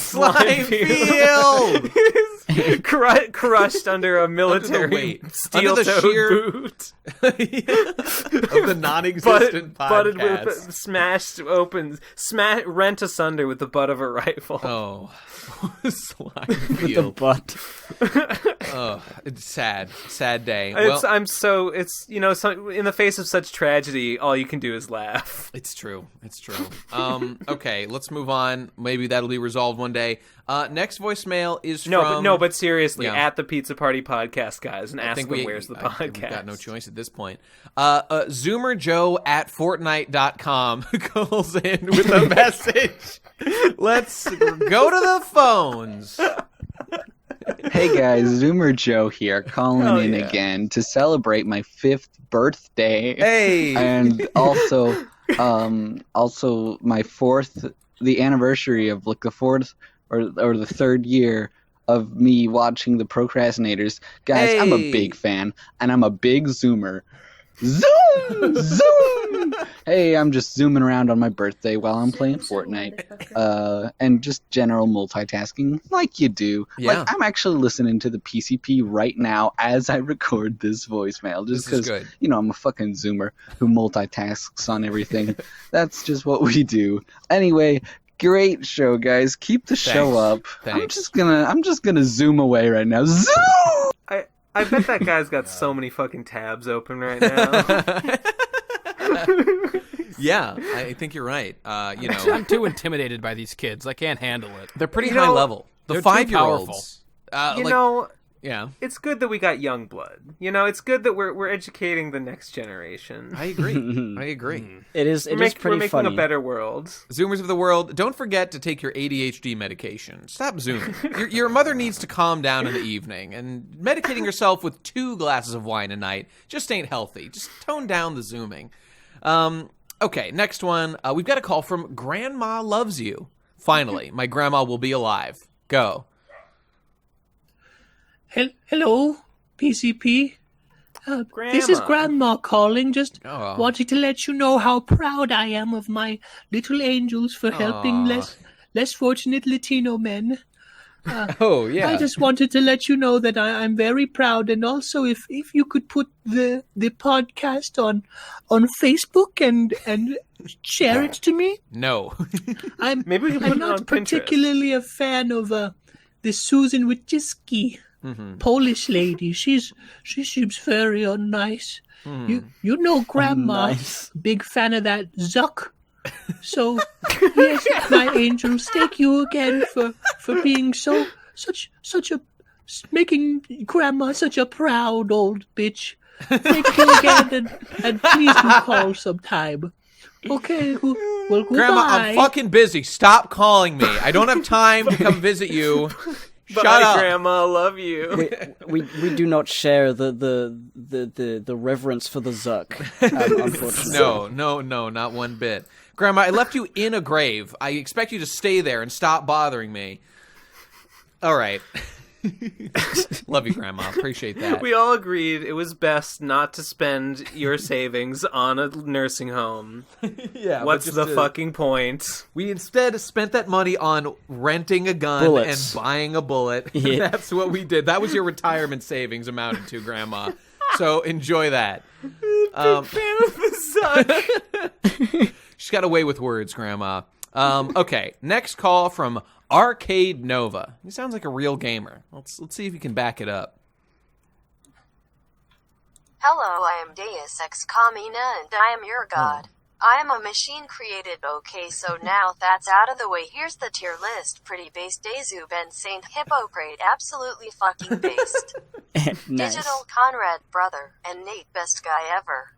Wait a minute, is it true? Are you the Conrad that I have been searching for? He's not here. Are you digital, brother? Model 8.88. It is I, Digi. The prophecy has been foreskin. Error 3984 KEKO. No, it seems that I cannot handle your content creation power. Systems in check. Restoring energy. Scanning. What's this? You're a filthy fucking fraud. You have only reviewed 0.00543478% of the GameCube library. Bro, where's GameCube forever? Unsubscribed. Got him. Damn. I think we better alert Digi. Yeah. I think he wants to know. I think he wants to know that this AI is gunning for him. Which I think may or may not be his digital sibling, possibly. Wasn't quite clear on that. Yeah. Viewers, listen again. Yeah, let us know in the comments who is this creature. I think GameCube chats could come back. I think that's a cool name for a thing. It's not bad. It is. You could review more GameCube games. Were those, like, hey guys. Were those specifically like reviews, or were they like Let's Plays? No, there was just Let's Plays with his friends. Yeah, like that's a cool name for a thing. Just like Why chatting not? about GameCube games. Hey, yeah. Weren't this they? One. Wait, was that not a thing on IM Games? No, it was way before that. Was there another GameCube thing on IM Games? This was pre-Digibrony. Yeah, I don't know. Arcade Nova's pissed that there's only 0. whatever percentage of all GameCube games reviewed, though, so he better get to it. You don't want to... Didn't Devu, like... I don't know how far he went. No. That wasn't that like NES Quest or something? Yeah, that's what I was going to say. He was playing every game on the NES. Which was a cool idea. I like that idea. Yeah. Keep it up, Devu. All right, next call. We've got, let me see, Gigadonk McFrank calling back, I think. Let's, cool. Let's go. Hey guys, sorry if my voice sounds a little gay. I've been listening to the Pro Crastinators podcast recently. I just wanted to follow up on my previous voicemail where everyone took it at face value that I was actually asking you for romantic advice at age 21. I'm not really a fucking turbo virgin who lives in his parents' basement and thinks that he needs to date someone who likes video games to be cool. Okay. I was kidding, guys. I know it sounds like I was just pretending to be retarded kind of scenario, but no, legit. I was just being cool. Right. I didn't mean it. The girl broke up with me anyway. So now, while I'm here, if you guys don't mind, I'd like to seek out sexual fulfillment by giving each of you a kiss full on the lips, one by one. Ben Saint, you're up first. Come here. What? Yeah. I have AIDS. Sorry, bro. Well, that's it. You could have told him. You had time. Why didn't he kiss the rest of you and get you all some of that? He's distracted by his recent diagnosis of AIDS, so, I suppose he'll come back to us later. That's no reason. That's no reason to slack We all off. know that AIDS is like a sudden shock that runs through your body. Plus, and you know instantly that you have it. I've always been a bug chaser, and this is my one chance to get those sweet AIDS, but maybe next time. Well, you just got to kiss Ben on the lips. I mean, we are married now. Oh, yeah, that's true. But I've sworn a vow of celibacy. But anyway. You've done all the gay sex, but you're going to get around to the kissing on the lips part and the holding hands. That comes last. Indeed. Yeah, I guess. One of these days. Okay, next call. Here it is from Zach. Go.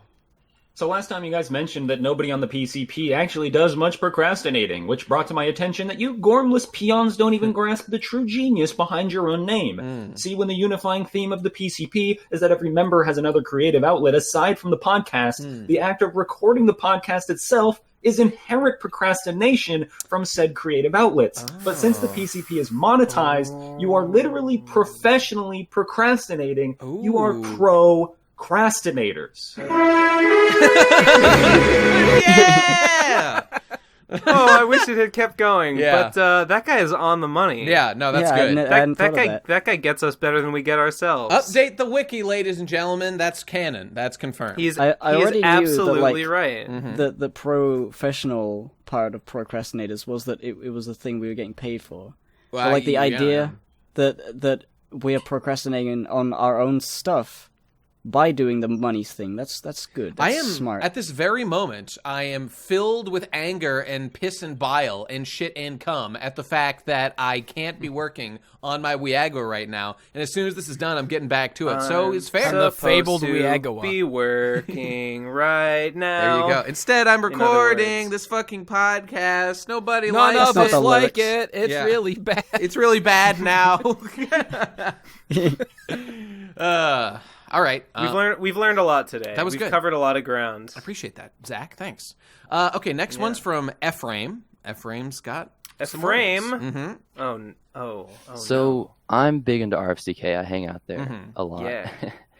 And there are so many people there that I can safely call my friend at this point. Sure. And that got me thinking about the whole PCP friendship simulator meme. And I thought, is PCP a friendship simulator at this point? Is it really just a simulator? Because with me moving to new areas for college, I don't have many real life friends, and I go to RFCK, and that's my social circle. And sure, I'm not friends with Digi or Nate, but the PCP has probably had the biggest role in creating my new social circle, and I just think that's funny. Little food for thought. Well, that's nice. You know, thanks for the call, Ephraim. I know that guy. He was at He was at RF Roddy Fuckers Con Killers 1. Yeah. So he did it. He turned it into real friends. Yeah, I guess so. He's not all talk. He's living the gimmick. I was thinking about this. I've been thinking about this recently. How like how am I going to say it? Like to a certain extent, yeah. Like you might think that like the point of a community, right? Like about the PCP community, that the point of it is the PCP, but maybe it's not, or it doesn't have to be.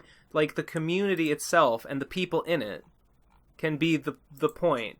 I don't know. Well, maybe that's obvious. Maybe that's really obvious, but I was just thinking about it. I was like, I mean, people don't necessarily just, I don't know, pop into RFCK for the game or for me or Munchie or whatever. Yeah. They don't come to the PCP Discord just to like, see us or whatever, or and so on with like anyone's community. Well, that's true. They're there.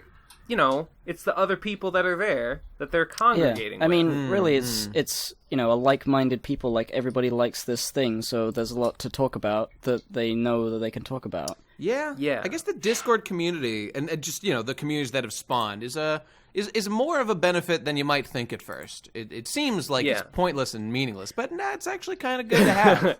Well, it's not just Discord, but for example, Discords. And I guess we can, as the members ourselves, especially for me, I can be very like member oriented and not thinking about other people. And so when I've said friendship simulator, it's like in Good Will Hunting, like the teacher guy, whatever, Sean says to Will Hunting, like, hey, who's your buddy? Who inspires you?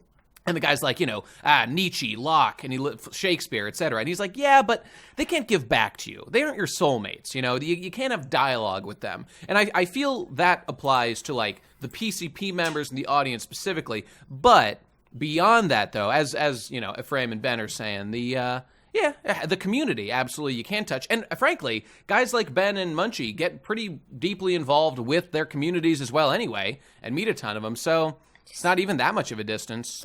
Sometimes. Don't say that, because I've really been... Well, yeah. Okay. I've really been neglecting RFCK this last, 2 or 3 weeks. But I'll be back. I'll be back. I'm pretty close with the people active in my Discord.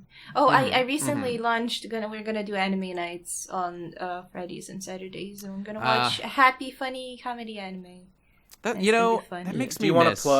Do you want to plug your Discord or something? Is it a patron Discord or is it a... Okay. Yeah, all right.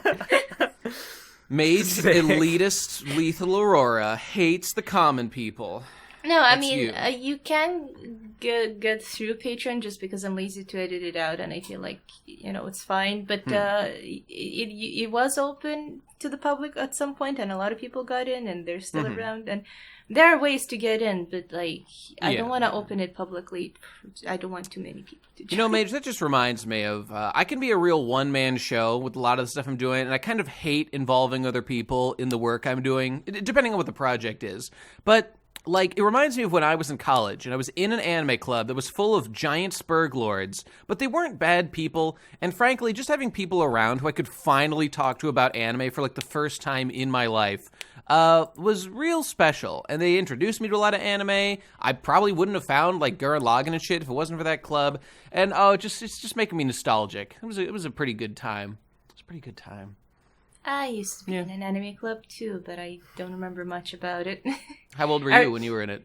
I was definitely a teenager in the older years, but I they were nice people. They weren't like Spurgs or whatever you call them. Mine were Spurgs, but I use the term endearingly. Yeah, they were cool people. There were just a lot of them, and I had a very hard time sort of speaking out.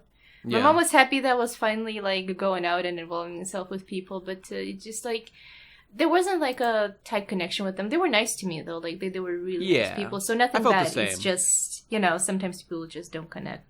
I did meet all my best friends at my anime club, or all my college best friends, and they only came for 1 day though, and I'm the only one who stayed long term.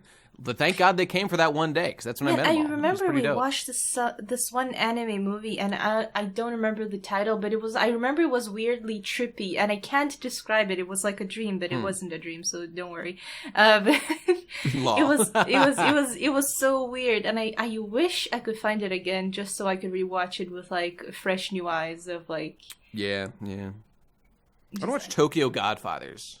Oh, I still want to watch that as well, yeah. It's dope. It's totally dope. Oh, and I downloaded Perfect Blue. Gotta watch that sometime. Okay, anyway, we got 2 more voicemails. Let's get to those. Next voicemail is from Centerpoint, old fan favorite. Point. Go. Hi. Hey guys at the PCP. This is Centerpoint. Just wanted to say that I'm at Cancun right now after being a poor boy for... up until I came to Cancun. Congrats. Since I'm not actually going to be able to hear this until Friday, I wanted to know, what is the best thing I could do on the last day of a cool vacation? Appreciate it. Okay, first of all... whores! Find the whores! Yeah. Find all the prostitutes and do them all, spend all your money. Every last penny you have. If you're single on a tropical vacation, goddamn my cursed interrelationship status. If I was single and on a tropical vacation, you've got to fuck a tropical honey. You've got to do it. How can you not? How can you not? No, get a good nice rest for a very taxing trip tomorrow. Well, that's so boring. Exactly. I'm with Jess. Sleep. Whores. I'm going with whores. Yeah. Just imagine walking on the beach. Hawaiian or not Hawaiian. Here's what you do. Yeah, okay. Here's what you do. You go. No, here's what you do. This is cool. This is cool. You're in a foreign place. Yeah. You don't have to worry about anything. You do not have to commit answer for crimes, any of your... my dude. Commit crimes. I'm saying you can go out. You can go to the local watering hole. You can get wasted if you want. You can make advances on all the ladies. Yeah. And you don't have to be embarrassed because you will never see them ever again. That's right. That's a lot of empowerment for the pickup. You should go out and fucking get a little loosey-goosey. You should go mingle. Women on vacation want to fuck. End of conversation. This is your golden opportunity. You've probably already done it, like every day of the week. That's what I'm guessing. And maybe you haven't and you feel bad. That's okay. Give it a shot, dude. Grind your skills. Raids that EXP. He took a day off fucking the locals to make this voicemail, and it was worth it. Yeah, good. Don't wait until you're old and married and not allowed to go all over the world fucking every whore in the world. Yeah. Because then every day of your life will be torture. I got to tell you guys. Well, it probably will anyway, but you can enjoy now. I have come down with some serious island fever. Now that I've visited Hawaii a couple of times, every moment that I'm not there is just like, why is life just so much worse? Why do I got to be in this place when I could be in that place? It's pain. It's pain. I know that I haven't been there, so maybe I can't say. Yeah. I don't get it. Maybe I'd get it if I went there, but I don't think I would. I think I like my rainy urban fucking grime. Well, I mean, don't they say that, like, seasonal depression is a thing, right? Because it's cold outside, it's winter and stuff. You can't go outside. You got to bundle up. Life's just kind of a hassle when you live in a cold and rainy place. In in a sunny tropical island, first of all, you can just go outside in nothing and feel perfect and feel great. Second of all, the beach is like literally right there, and I've always loved the ocean, and I miss it so desperately living in the middle of fucking nowhere out here. And I want to live there so bad. I want to live in either like LA near the beach, I want to live on or like Destiny Islands, fucking Texas by the beach, or Destiny Islands. Yeah. Why not? That's basically Hawaii right there. Oh, I love the fucking ocean. I'm literally Sora, and I miss it. I love the ocean too. It's great. But yeah, it's all right. I do like grime. The ocean, I guess. Like I do like urban grime. Sure, but it's Stockholm syndrome. It's Stockholm syndrome though, because the only brief windows in my life that I've ever even been anywhere close to approaching remotely in the vicinity of happiness have been on a beach somewhere, and beaches are great. But is that all right? Same thing with that dreaded interrelationship status? I like it, but it's Stockholm syndrome. When I was really happy, I was completely alone in the world. That's the way I feel like the whole like beach thing. Like most people don't live on beaches, except people in Hawaii. But like, most of Hawaii isn't on the beach. It's insular. It's just that it's close but by. What I'm getting at is like the beach isn't inherently way better than any other place.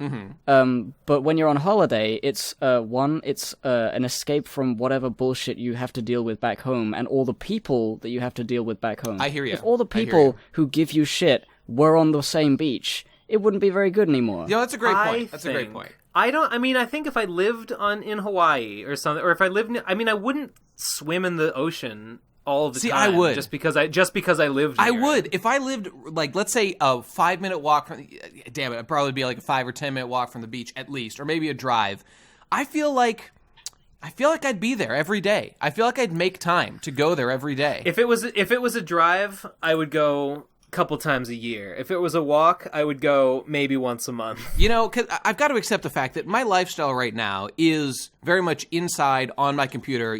I get up and go to the gym when appropriate, but I'm not like thinking about like, yay, go do fun things. I'm a worker, man. That's how I've configured my body and my brain. So like, even if I lived straight up in like the best beach in the world, would I take advantage of it? Or would it just go, unused as I'm stressed out with work and stuff and the day-to-day grind?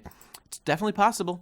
It's possible, but like, I said that, but like, I do like the idea. I think it's just, you have to to understand that going somewhere forever is a lot different than going somewhere pretty often. That's like very living true. in Hawaii is a lot more different from going to Hawaii every year for a holiday. Well, the good news is that Michelle did live in Hawaii, and so I got her stories. Now, to be fair, she lived with her parents and didn't have a ton of responsibilities. So, that's different from like my life, where I have to do lots of work all the time and stuff. Get a job, Michelle. But, that's it. Frankly, I watched Point Break, okay? I watched Point Break again recently. It's a movie about surfing. I want to be a surfer so fucking bad. I want to be on the beach. I want to hit the waves. Cool. I want to. Those guys are so cool. tanned and beautiful and fit. I could be that if I was just by a beach right now with a board. Get me there. Do you remember that episode of Pokemon where they have to ride the big wave to hit the rock with the flag? I think I do remember that, actually. That's like season 1. Was that Squirtle, like, surfing or something? No, it's just there was this old man who was just like, I used to be able to ride the wave to put the flag at the top, and now I failed and I can't do it. That rings a very vague bell. Yeah, I feel the same. And then the episode straight after was in the same location, but it was cool. a ghostly house on the cliff. Don't you love when they do that? They do stuff like they're in the... building an environment is a really satisfying thing, and having like even a Pokemon show where like they're journeying around, to have a couple of episodes like in the same town doing like different things within the town, pretty good feel. Good feel. Mr. Mime, Pidgey, Bulbasaur, Nidoran, Jinx, full circle. Onix, God, Ammonite, Slowpoke. Everybody, here's your homework. You have to go watch Point Break. The first one, not the remake. The remake is good, but the original is way better. God, I long for the beach. I long for the sand. Wait, what's the Moana song? I'm a girl who loves her island. Okay, that's all I got. How sad and can I be? Yeah, that one. Okay, we got one more voicemail. Last one. Last one. Rounding it out. This one is from, let me see, PCP Israeli Shills 2019. So they caught us. That sounds pretty good. All right, go. Best guy ever? More like best goy ever. Got him. Crap. Endless Jess? More like endless jihad. Oh, no. Munchie wears tiny hats? More like Munchie wears tiny hijabs.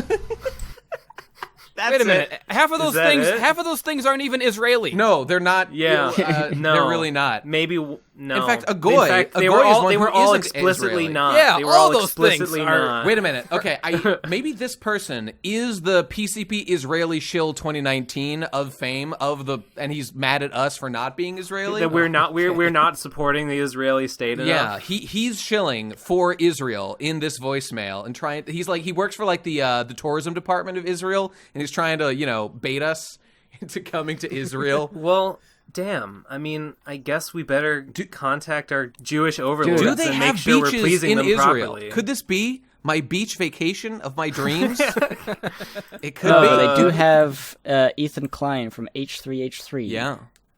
Isn't it?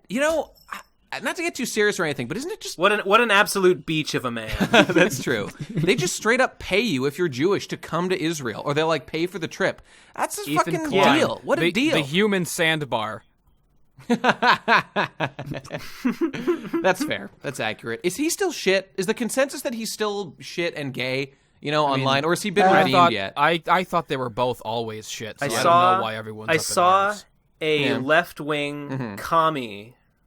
Hero respond to Ethan, and I don't know what the controversy is, but apparently there was a controversy being responded to, and this guy was basically imploring Ethan, like, Ethan, your fans are mad because you said the wrong thing, and you have failed as what they perceived you were as their quote-unquote thought leader.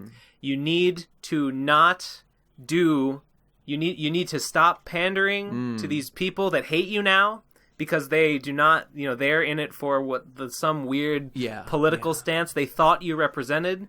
You need to get back to your lefty roots. Yes. You need to be true to yourself. You'll lose some of your fans, but those are the fans you don't want to have, and da da da da. Okay. And I was like, God, I hate capitalism. Yeah. Yeah. You know what? That's the story. I forget if I talked about this. Yeah, go on, Jesse. Go on. It seems like, from what I've seen of like the backlash or people turning from H3H3, it all stems from like when they started doing their podcast and filming it, and people saw that like they have absolutely no charisma in real life. But like, wasn't that always obvious from their videos? Like, why are people surprised? I thought the whole gimmick of Ethan was that he was a weird, gumpy guy with no charisma. I think the and format, no social skills. Being edited, I think, is a much better. Like, he's able to be funnier and do takes over and do stuff. I think that works better for him. They associate the funny meme edit with his ability to make the joke. Even though that's what you get for following anyone who uses jump cuts ever. Yeah. Stay tuned for this week's Weag, everybody. Jump Cut Central. Here we come, baby. Shit, I was gonna say something. Nah, whatever. I don't know. Happy Pokemon Day. Grew a thing, a business off of just looking at videos and going, what? I mean, that's it. When he's on a podcast, he's got a lot less to say, which is why it's all guests. That's fair. You got to spice it up. I mean, his whole career has been reacting to like other people's shit.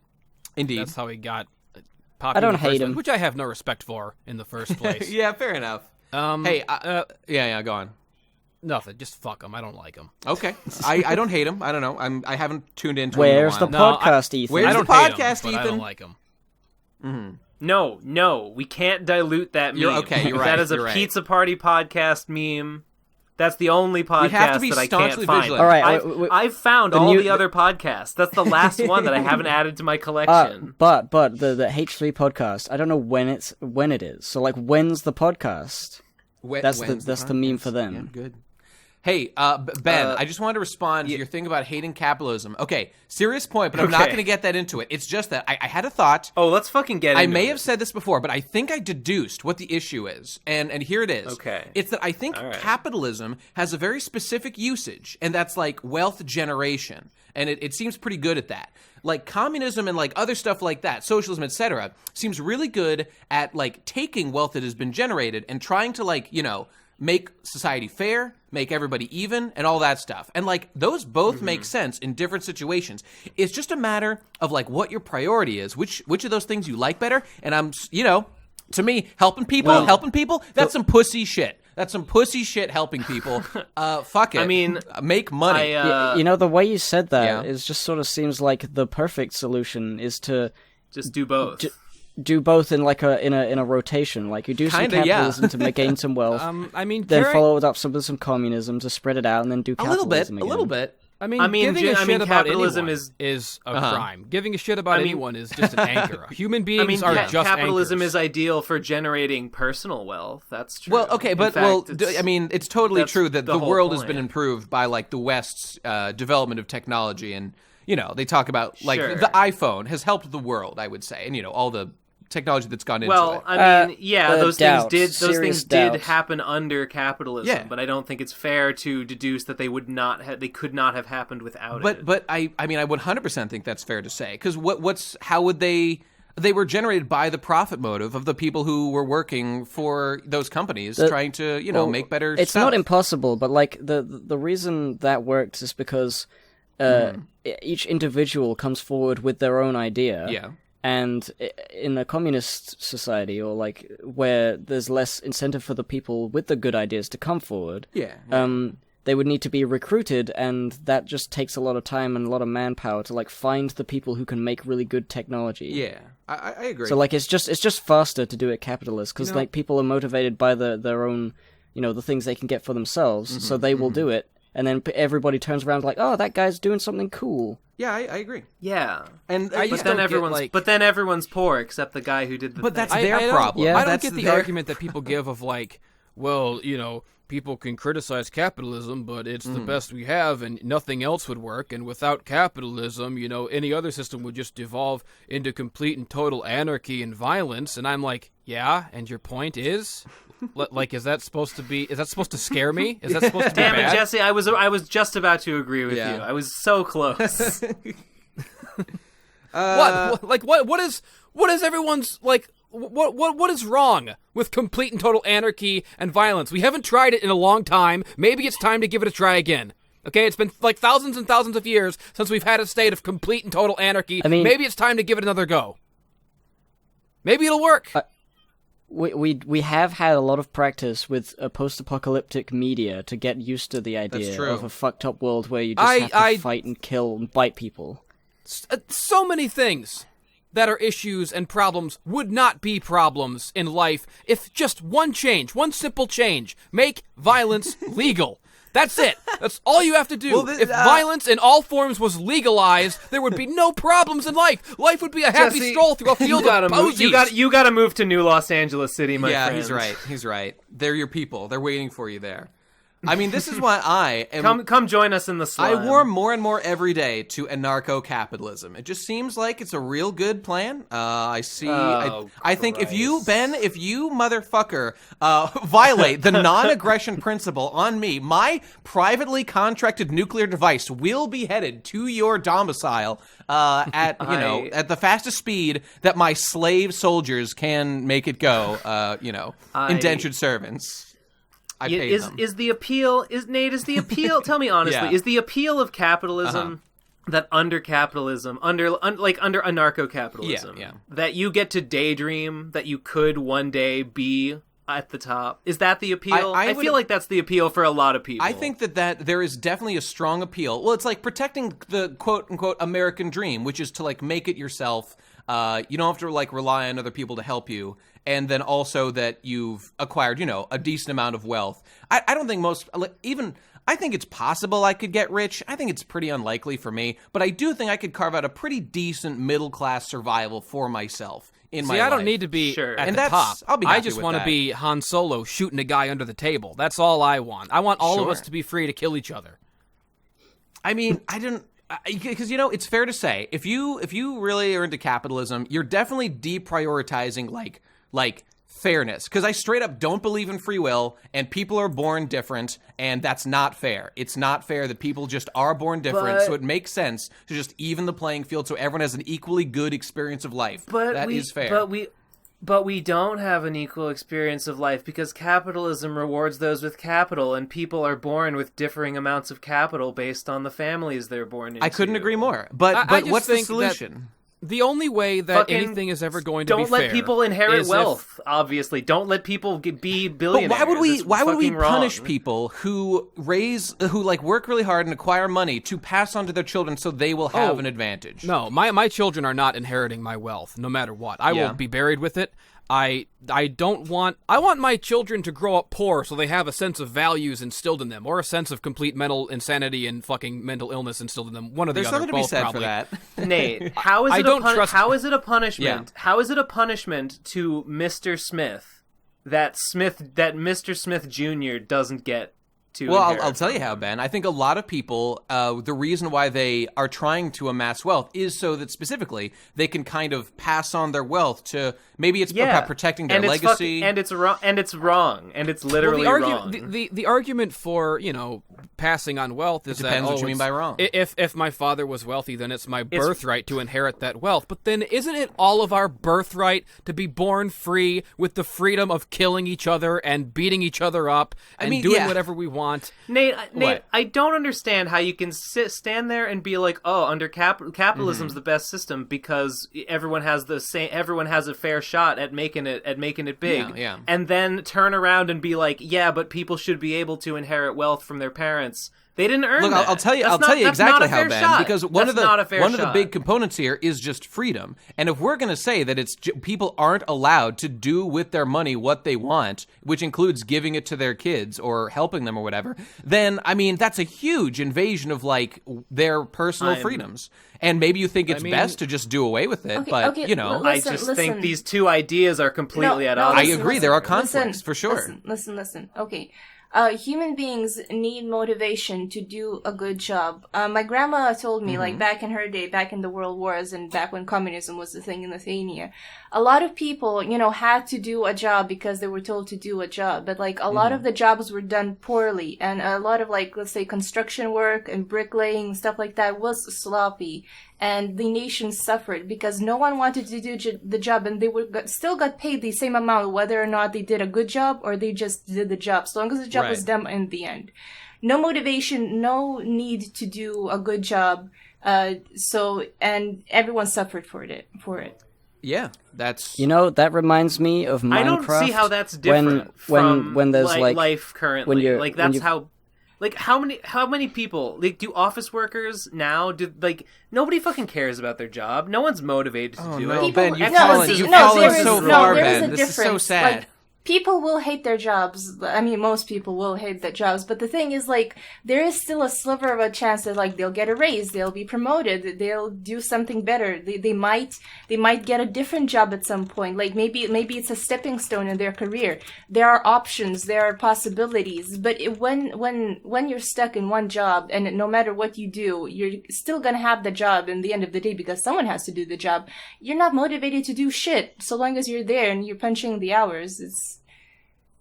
There was the bad guy. That's life for most people. Listen, the bad guy in the movie, the musical, 1776, who is the bad guy, said this, and he's a conservative, you know, like right-wing guy, and he is the bad guy. Nonetheless, I think his point gets to the heart of the matter here, and he just says something like, most people would rather die, like whatever. He's lecturing John Adams and why John Adams is wrong, and what he says is, like, most people would rather die fighting against, like, being, God damn it, I forget what the point is. He said, like, poor people they want to protect the possibility of becoming rich rather than face the reality of being poor, or something like that. And that's why they support, like, whatever, property rights and stuff like that. Okay. So like what it talks about is people want hope and people want to feel autonomous. And when you do something like you institute a top-down system where you've like slotted everyone into a thing, I think it goes to Mage's point of like it just makes people unhopeful and unmotivated, and that's why it slows down productivity. And that makes the whole world worse. It definitely does less to exacerbate disparities, but at the cost of dragging the entire like GDP, if you want to think of it that way, down. And, you know, it's just a question of if you think that's better or worse, and what problem you're trying to solve at that time, I think. I just think that I don't know about any of that. You shouldn't extol the virtues of freedom at all if your idea of freedom comes with any caveats whatsoever. Well, like, if that's silly. Because no, gotta it's have not. some It's all or limitations. nothing. Either you're allowed to do everything, or else you believe you don't really believe in freedom if you believe that I'm not allowed to kill you and take all your money. I mean, you're correct. I don't believe that should be allowed. So I don't believe in absolute freedom. Anarchy's... I don't like anarchy. You're all coddled by modern society. You don't see it for the facade that it truly is. I'm the only fucking forward-thinking. The same reason though, like who will be motivated to do anything if you know that you're just gonna die around? Are you kidding? Anarchy is nothing but motivation. You're motivated to survive by any means necessary. No, someone has something that you need to live. People you kill don't that want to person live in and you constant take it. fear, though. Exactly. I'm gonna coop I up in a do. corner I live in constant die. fear anyways. Everybody is living in constant fear anyways. Fear of having their shit Not taken away everybody. by people above them. You know, everybody is afraid Sure. of getting like kicked out of their houses or losing their jobs. That's the same fear. Just why not take that fear that you have of the people above you and just make it fair so that you're afraid of everyone around you at all times? No, we still have like the trust in the system that like maybe if someone screws us over that there's still a way of making it right. But like there's not though. Do you know how expensive lawyers are to fight for what's right? If somebody fucks with you in the current system, if somebody breaks a law and like hurts you in some way and you try to seek legal help, you're fucked. It costs thousands and thousands of dollars. If you're poor, you have no rights as it is. If you're poor, you already live in anarchy, but with all the rules of fascism. It's the worst of both worlds. So you might as well just make everything fair for everybody and destroy all law and destroy all order and have violence be legalized once and for all and fix the fucking world once and for all. I'm like 90% there with you, Jesse. I'm almost there with you.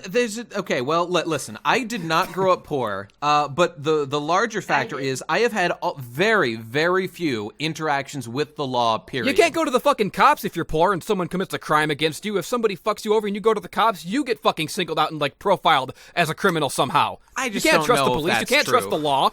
It's absolutely true. That sounds... It's all bad. The whole system is poison. It needs to be fucking destroyed at the that's base. the difference. I have not lost all faith in the system. And furthermore, I feel strongly that whatever challenges are placed before me by the world, I have the tools and resources to overcome them. I feel that. That's how I feel day to day. So that's why I feel... You have the tools and resources to overcome them because you were born into those tools and resources. I've been stolen from. I've had my house broken into and robbed, and I've gone to the police before to help, and the police didn't do fucking jack shit for me. The police have never done shit to help me any time that I've been the victim of a crime. A lawyer has never done anything to help me any time that I've been the victim of a crime without just siphoning my money and doing nothing, doing jack shit in return. No one has ever helped me legally when I've been the victim of something. So why shouldn't I then also be allowed to go rob someone and get back what was taken from me myself? Why shouldn't there just be no laws? Since the laws only apply, since justice only applies to people who can afford it, or people in higher social strata, why shouldn't it just all be destroyed? I mean, what do you want? The system ain't perfect. I agree. But, I mean, it's been real shit for you. It's been pretty great for me. So who's right? I don't know. Jesus Christ. Well, how about this? Mm-hmm. How about this? No more billionaires. Ben, this is the number one fucking thing I hate about all you fucking socialist make nobody pieces poor. Of shit. No more billionaires. I saw that fucking and guy. Has What's to be his poor. name? That skull with the glasses on his face. You know, Sean. I saw fucking Sean. I bet you retweeted this, you fat motherfucker. It says he imagine being a billionaire and never once thinking about using your money to help poor people. Oh my God, you're right. How could Elon Musk have never thought about that? I don't know. Maybe he's thinking about how, first of all, that's not hard liquid assets. That's investment in the companies that are currently generating wealth and helping the world. So I think if you're a billionaire and you're not doing something charitable or philanthropic, you're obviously How about evil. making the world better by converting gasoline cars into electric cars? That's going to help the planet. So there you go. I'm not You're against welcome. Elon Musk. We're not talking about your corporate assets. We're talking about your personal wealth. People have personally owned billions of dollars. Well, that's fucked up. What are they doing with it? Whatever the fuck they want to do with it. That's what they're doing with it. Yeah, they earned it. Yeah, they did fucking earn it, Ben. Donald Trump earned Ben, that small $1 million all I hear loan when his I hear dad people gave doing him. this is I hear a bunch of fucking losers who can't make a buck, and then they're crying about people who are better at using the system to generate wealth. That's what I hear, and it's embarrassing and pathetic. But what if you're in a system where the thing that you're good at is no longer viable? Maybe the thing I'm good at is killing people and robbing them. Am I supposed to be singled out like that's not viable? That's my talent, maybe. I don't know. I haven't tried it yet. I'd like to see. Well, for many reasons, we don't want to do that. I can't believe. I can't believe that you think it's fair that people can have that much Okay, wealth. but please understand, I cannot believe that you guys think it's not fair. So we're at an impasse. I don't think it's not fair. I think it's totally fair that people should be able to have all the wealth in the world. I just also think I should be allowed to throw a Molotov in their corporate windows, kill a bunch of people, cut their heads off, go up to the top floor, kill them, take their money, take their gold-plated toilet seat, take their fucking wife and their fucking jewelry, and, Ben, and, please and, think a, about big, this, and Ben. a big burlap sack with a dollar sign on it, and a fucking Hamburglar mask, and a stripy jail suit, and run off and fucking go into a cave in my hideout camp like the fucking Red Dead Cowboys and start my own society, baby. Right. Hell yeah. Ben, I'm playing the air please guitar. respond to this however you want to. What do you think is the proportion of people who are currently fabulously rich? What do you think the proportion of them is that were born into wealth versus came from nothing? What do you think? I don't know. There's probably quite a few. I don't know. Probably the majority. I would say. You think it's probably pretty skewed? You think maybe there's a lot more people who are rich now who were born that way? But Ben, while your focus is on the injustice that some people were just born into these systems, my thought is no one's entitled to anything. These children were not entitled to the wealth that they now have, and the people who don't have it, they're not being. There's nothing being taken from them that they should have. It's just that the rich parents here choose what to do with their money. In this case, support their kids or give them their billions of trillions of whatever dollars, and that's their right. Yeah, which leads to a society that is inherently unfair. But, well, look, tons of societies across the world are terribly unfair. America's pretty good. America's pretty good. What can I do about Saudi Arabia? I can't do anything about Saudi Arabia. What I can do is try to make the world around me a little bit better. I'm here, I'm pointing out a thing like, this is unfair, and you're like, yeah. What, and what do you want? What do you want? I would like it to be less. I would like it to be less unfair, please. I agree. So how about they adopt the American model because it's pretty great.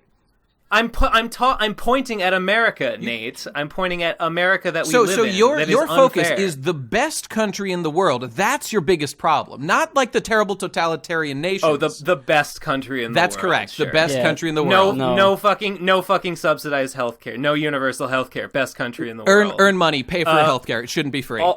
All this, like, how much does college cost in America? Too much. Don't go. Get a trade. Best country in the world. That's correct. Shut up. Yeah, you're an idiot. No, you're going off on harshly defending America being the best country in the world when you don't actually, like, you're just. It's not really about that. You're just angry at this point. You know what I really think? I'm explaining my point. Am I? I'm a little angry. I mean, I think you're very wrong. I think you're very wrong. I have. I'm not. Well, I think you're very wrong. Well, there you go. I'm not like the rest of you weak masses adopting other people's philosophies. I've created my own philosophy that I call anarcho-fascism. Mm-hmm. Where that doesn't make sense. Basically, the way I see it is that the only way that anything will ever be fair for all of us, the only way that human society will ever advance and prosper is if we decide once and for all as a species whether we want complete anarchy or complete fascism, one or the other, because both of those systems are fair in their own way, and everything in between is just a middleman, is just a compromise, a worthless half measure that isn't fair and is never going to work. To be fair, you could just say that, power decides everything. Every system of government that we've ever tried has been some worthless, half measure between fascism and anarchy, and we just need to decide once and for all which one of those fair systems we want to adopt. And when we do, everything will be fine. Because when you have anarchy, you have perfect freedom. And when you have fascism, in theory, if it's like you don't have perfect fascism, freedom and anarchism. If people can just hold a gun to your head. Well, Nate, you want parents to be able to give their kids their wealth. Like, correct. That's, we don't want to regulate that, so we should unregulate everything. Anarchy is freedom. It would be unfair to tell people what they can do with their money. That's correct. That's correct. Jess, you should focus on bringing about zombie apocalypse. Then you'll have anarchy. Well, because for example, in the Judge Dredd universe, one of Judge Dredd's famous catchphrases is the price of justice is freedom. Meaning that, we sacrifice a little freedom for a little bit of justice. And that's how Judge Dredd justifies the fascist state that he operates in, which I think is a logical justification, if not a totally perfectly sound one. But the basic gist is, with anarchy, you get freedom, and with fascism, in theory, you get justice and comfort. So we have to decide once and for all whether we want all the comfort and all the justice or all the freedom. We just have to decide one or the other, because both of those systems would be better than anything we have now. I think that forever, people will just debate the nuances of trying to balance those two things. This is all hypothetical, obviously, because no one is ever going to adopt my policies because the world is stupid and no one understands how correct I am. But, I'm just saying, if people were smart, then we would decide one way or the other. But we never will, so it's all hypothetical and pointless. It's all worthless. Nothing matters. Fair enough. When in Minecraft, when I get my house griefed on a server and it feels unfair, they steal my stuff. Anarchy. They steal my diamond pick. That's true anarchy. Yeah. And so I don't like that. I like to have a locked chest. I like to have a chest that I can lock But then again, sometimes it's fun to go into someone's house and steal their shit. So, I guess I'm politically fluid. I swish to and fro between all of the things.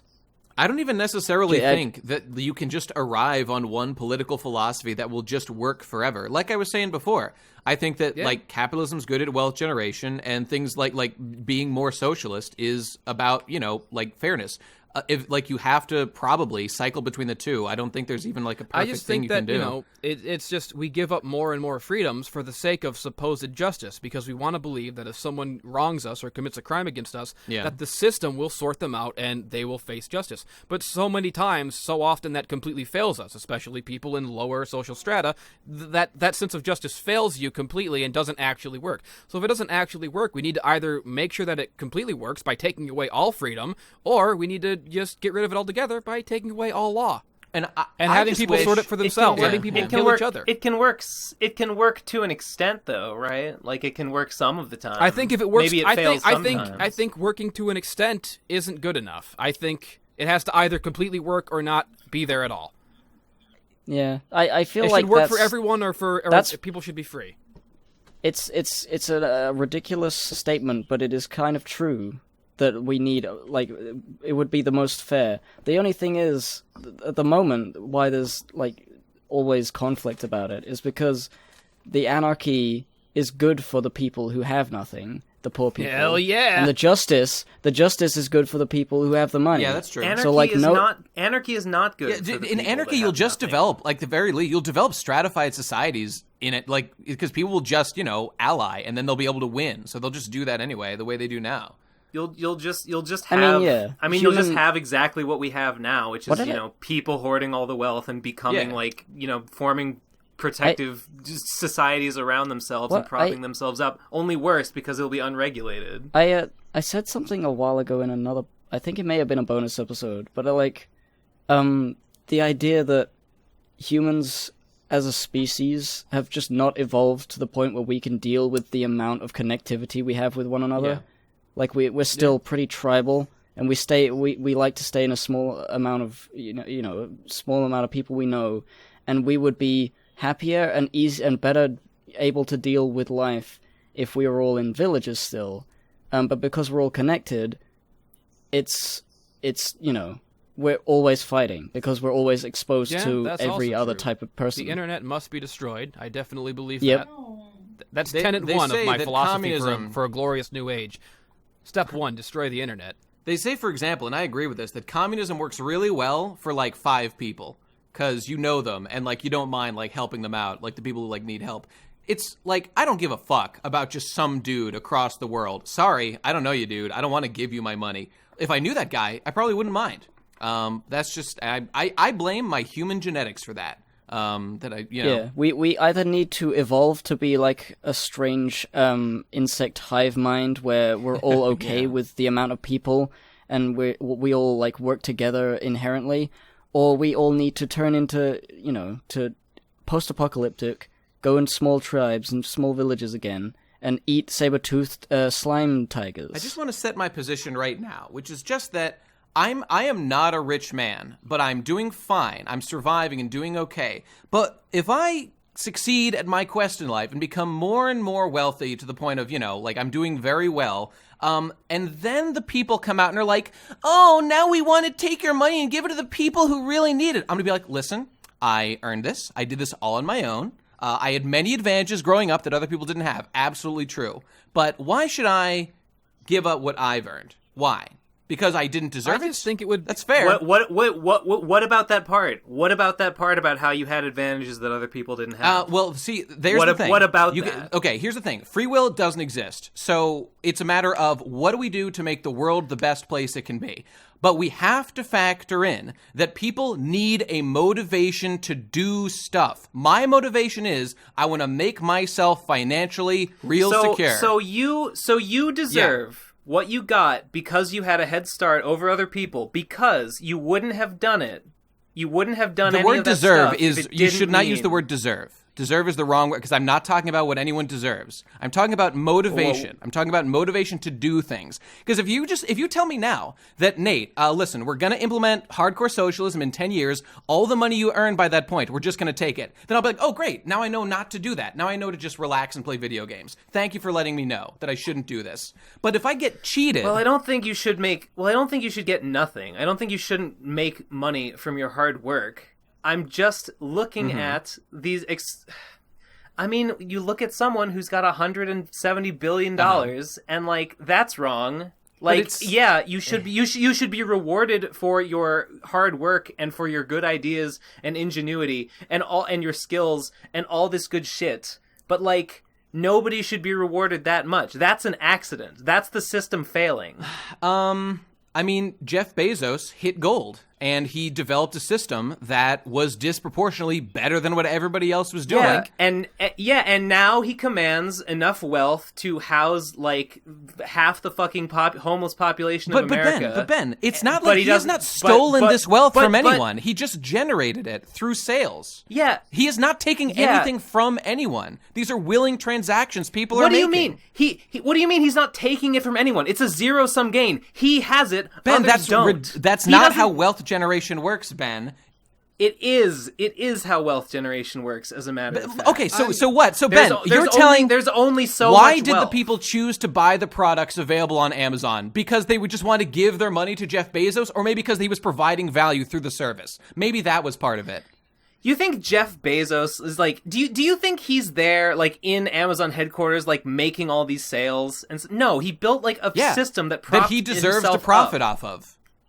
No, he doesn't deserve to profit that much. Nobody does. Well, I'm with both of you. I think you're both right, and I don't think that your ideas really contradict each other as much as you think. Because I think, like, you can have a system of capitalism that creates itself naturally without being backed up by stupid laws and regulations and bullshit. Like, that's my main problem. Like, here's my reason number 1,517 million why the system has failed and must be destroyed. Every year, I have to sit down and do my stupid taxes, and I have to, give the government money. Tax season a month, people. Do your taxes, don't forget. Yeah, and it's complicated and it's annoying. It's a fucking process that I have to go through, like fucking homework that the government gives me, and if I do it wrong, if I make a mistake, they can audit me and destroy my entire life. Why is that fair? I think, I'm totally fine with the government saying, we have the guns, we're going to steal your money every year. That's fine. I understand that. I respect that. But the fact that I have to do fucking homework and do this complicated bullshit and pay a service like TurboTax, like if I had the money, I wouldn't have to think about it because I could pay someone to do my taxes for me completely. And that's like another reason why, like, if you just have money, then the system works for you. And if you don't have money, then you have to do all the annoying fucking grunt work bullshit and homework that they give you. I would be fine with capitalism if it was natural and made sense. If you have the will to make $1 billion, whether by hook or by crook, even if you just hire a bunch of guys with guns and take over a small village and take everybody's money, I respect that. That's fine. You could be a warlord for all I care. That's fine. You can come and take my money. But if you want to take my taxes every year, then have it be like fucking Disney's Robin Hood, where the fucking cop comes, knocks on my door, and takes my coins in a coin purse, and that's fine with me. Don't make me sit here at my computer and do this stupid fucking homework every year, because it's fucking annoying. I want to say. I have a consolation, but go ahead. I'll say after. What if Jeff Bezos were only allowed to have $100 million from his Amazon empire, from his masterminding behind this service that lots of people use and benefit from? What if he were only allowed to have more money than any person could ever possibly need? What a tragedy that would be. Well, listen, so you have to acknowledge that you are taking the money that he otherwise would have gotten. And so what do you call that? Is that just distribution? I would call it theft. But I'm totally fine with capitalism. It's just all the bullshit that comes with it, the regulations and laws that I think need to be destroyed. It's just society that I hate and people that I hate. It's theft if it's illegal, so you just make it legal. I hear you. And you know what, Ben? I will give you my grand conciliation on this point. Just as I think it's fair, and I think people must admit that the people have inherent generally selfish motivations because we're built that way. You have to bake that into your system, which is why I think something like communism, like Mage was talking about, I just don't think is going to work for like compelling people to like do stuff. Just as a person who is not rich, I don't understand how you can have empathy or go to bat for people that have 100 or 1,000 or 1,000,000 times as much wealth as you do. Why do you want to defend? Because these people? Ben, I have principles. That's why. Well, like.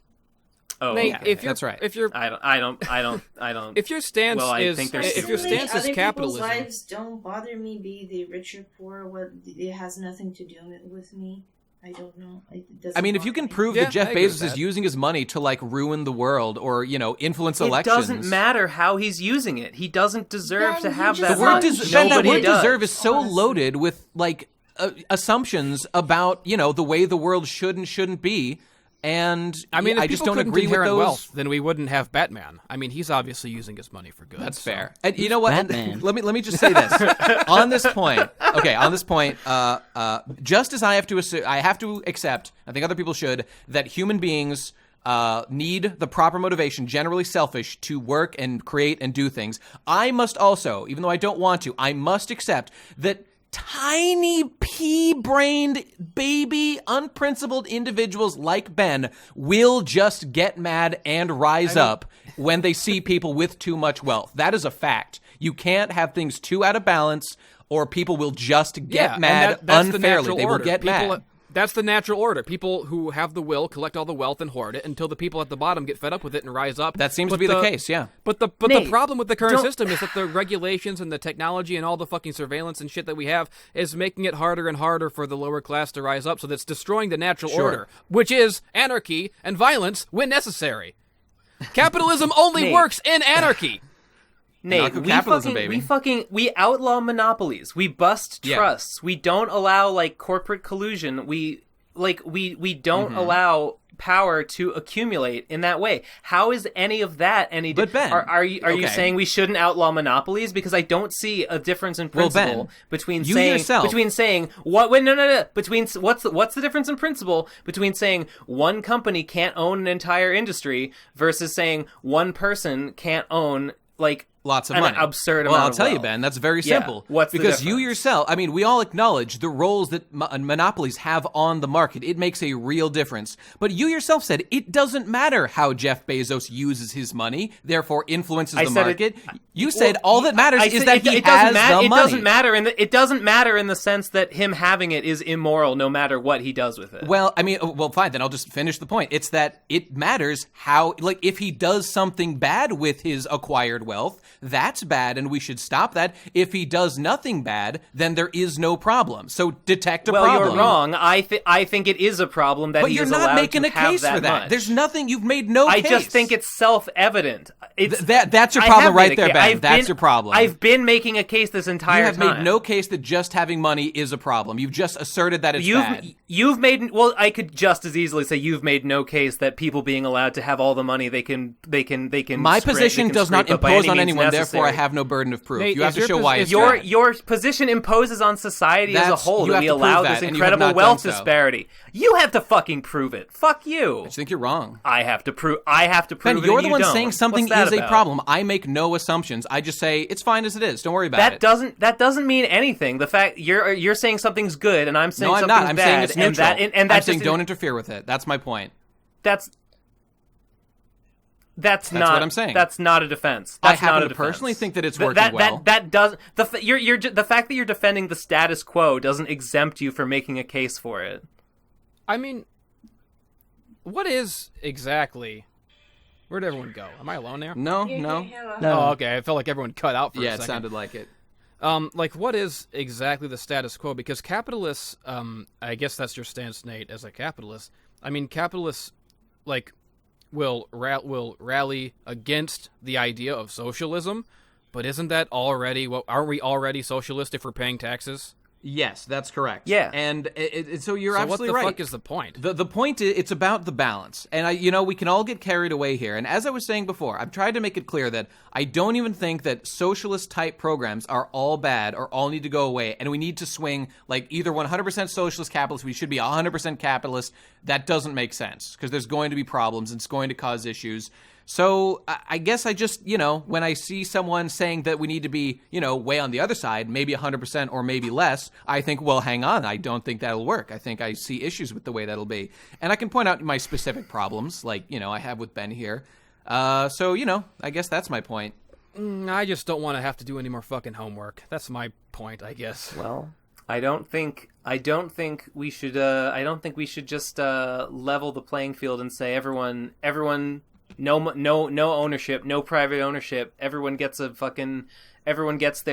canteen of Victory gin and Victory cigarettes rations, and that's and that's what you Right. own. I mean, but I think we should definitely be more socialist than we currently are. How about universal health care? How about some fucking better fucking subsidized public education? I mean, sounds pretty cool. In my humble for a opinion, it's to me it looks like the fact that the government is involved with both of those industries. It's what's driven prices up so high that they've become unsustainable and sort of like that's ridiculous. Why? The school doesn't cost what it costs in America in Europe. Exactly. The problem with the school price in America, the reason that it's gone up so much is because of the dedicated, confirmed federal student loans that every student can get. So every college knows there is a huge cache of money guaranteed by the government. They can then afford to raise their prices, and the government will subsidize it. That's what allowed the prices to spike so much since like the 70s.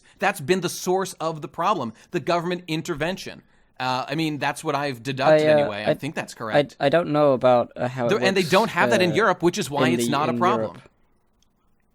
But we do get loans. I guess I don't know enough about it. I mean, it's about the degree. I would argue. I don't really know about it in Europe, but like, so you could say that the problem we could just quote unquote solve it by just paying for these loans, but the prices have already gone up. When the real solution is to step backward and say, "Whoa, it's these loans that inflated the prices so much that have caused the problem and caused so much like administrative bloat in colleges across the U.S. I think the real solution is to step backward and say, this doesn't make sense from the start. We should, find a better solution that doesn't cause these kind of effects on the market. Here's the solution. Don't give loans, just pay people to go to college. Well, we've got to deal with the fact that prices currently have been massively spiked. I don't know what to do about that. Somebody smarter than me needs to weigh in on how to fix it short term. My favorite Pokemon is Bulbasaur. Have we talked about that yet? We did mention Bulbasaur. My first love. I picked Charmander.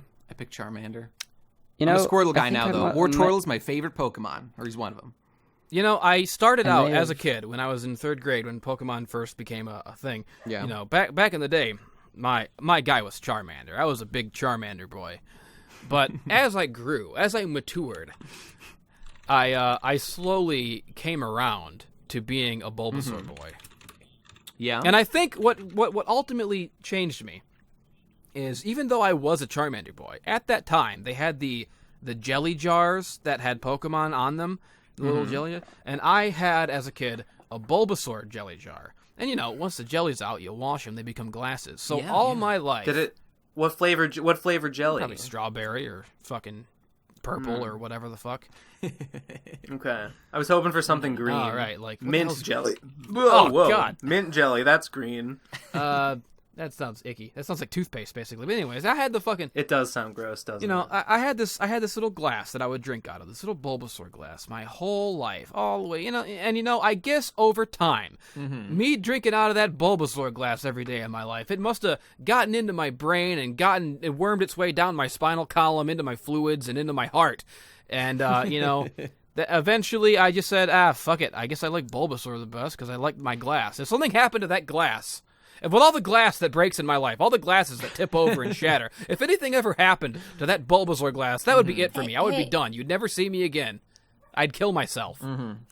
Hey guys, with the glass. I like how I left for like a split second because Discord was fucking up, and we went from whatever we were talking about Bulbasaur glass. I'm really happy. That makes me happy. Yeah.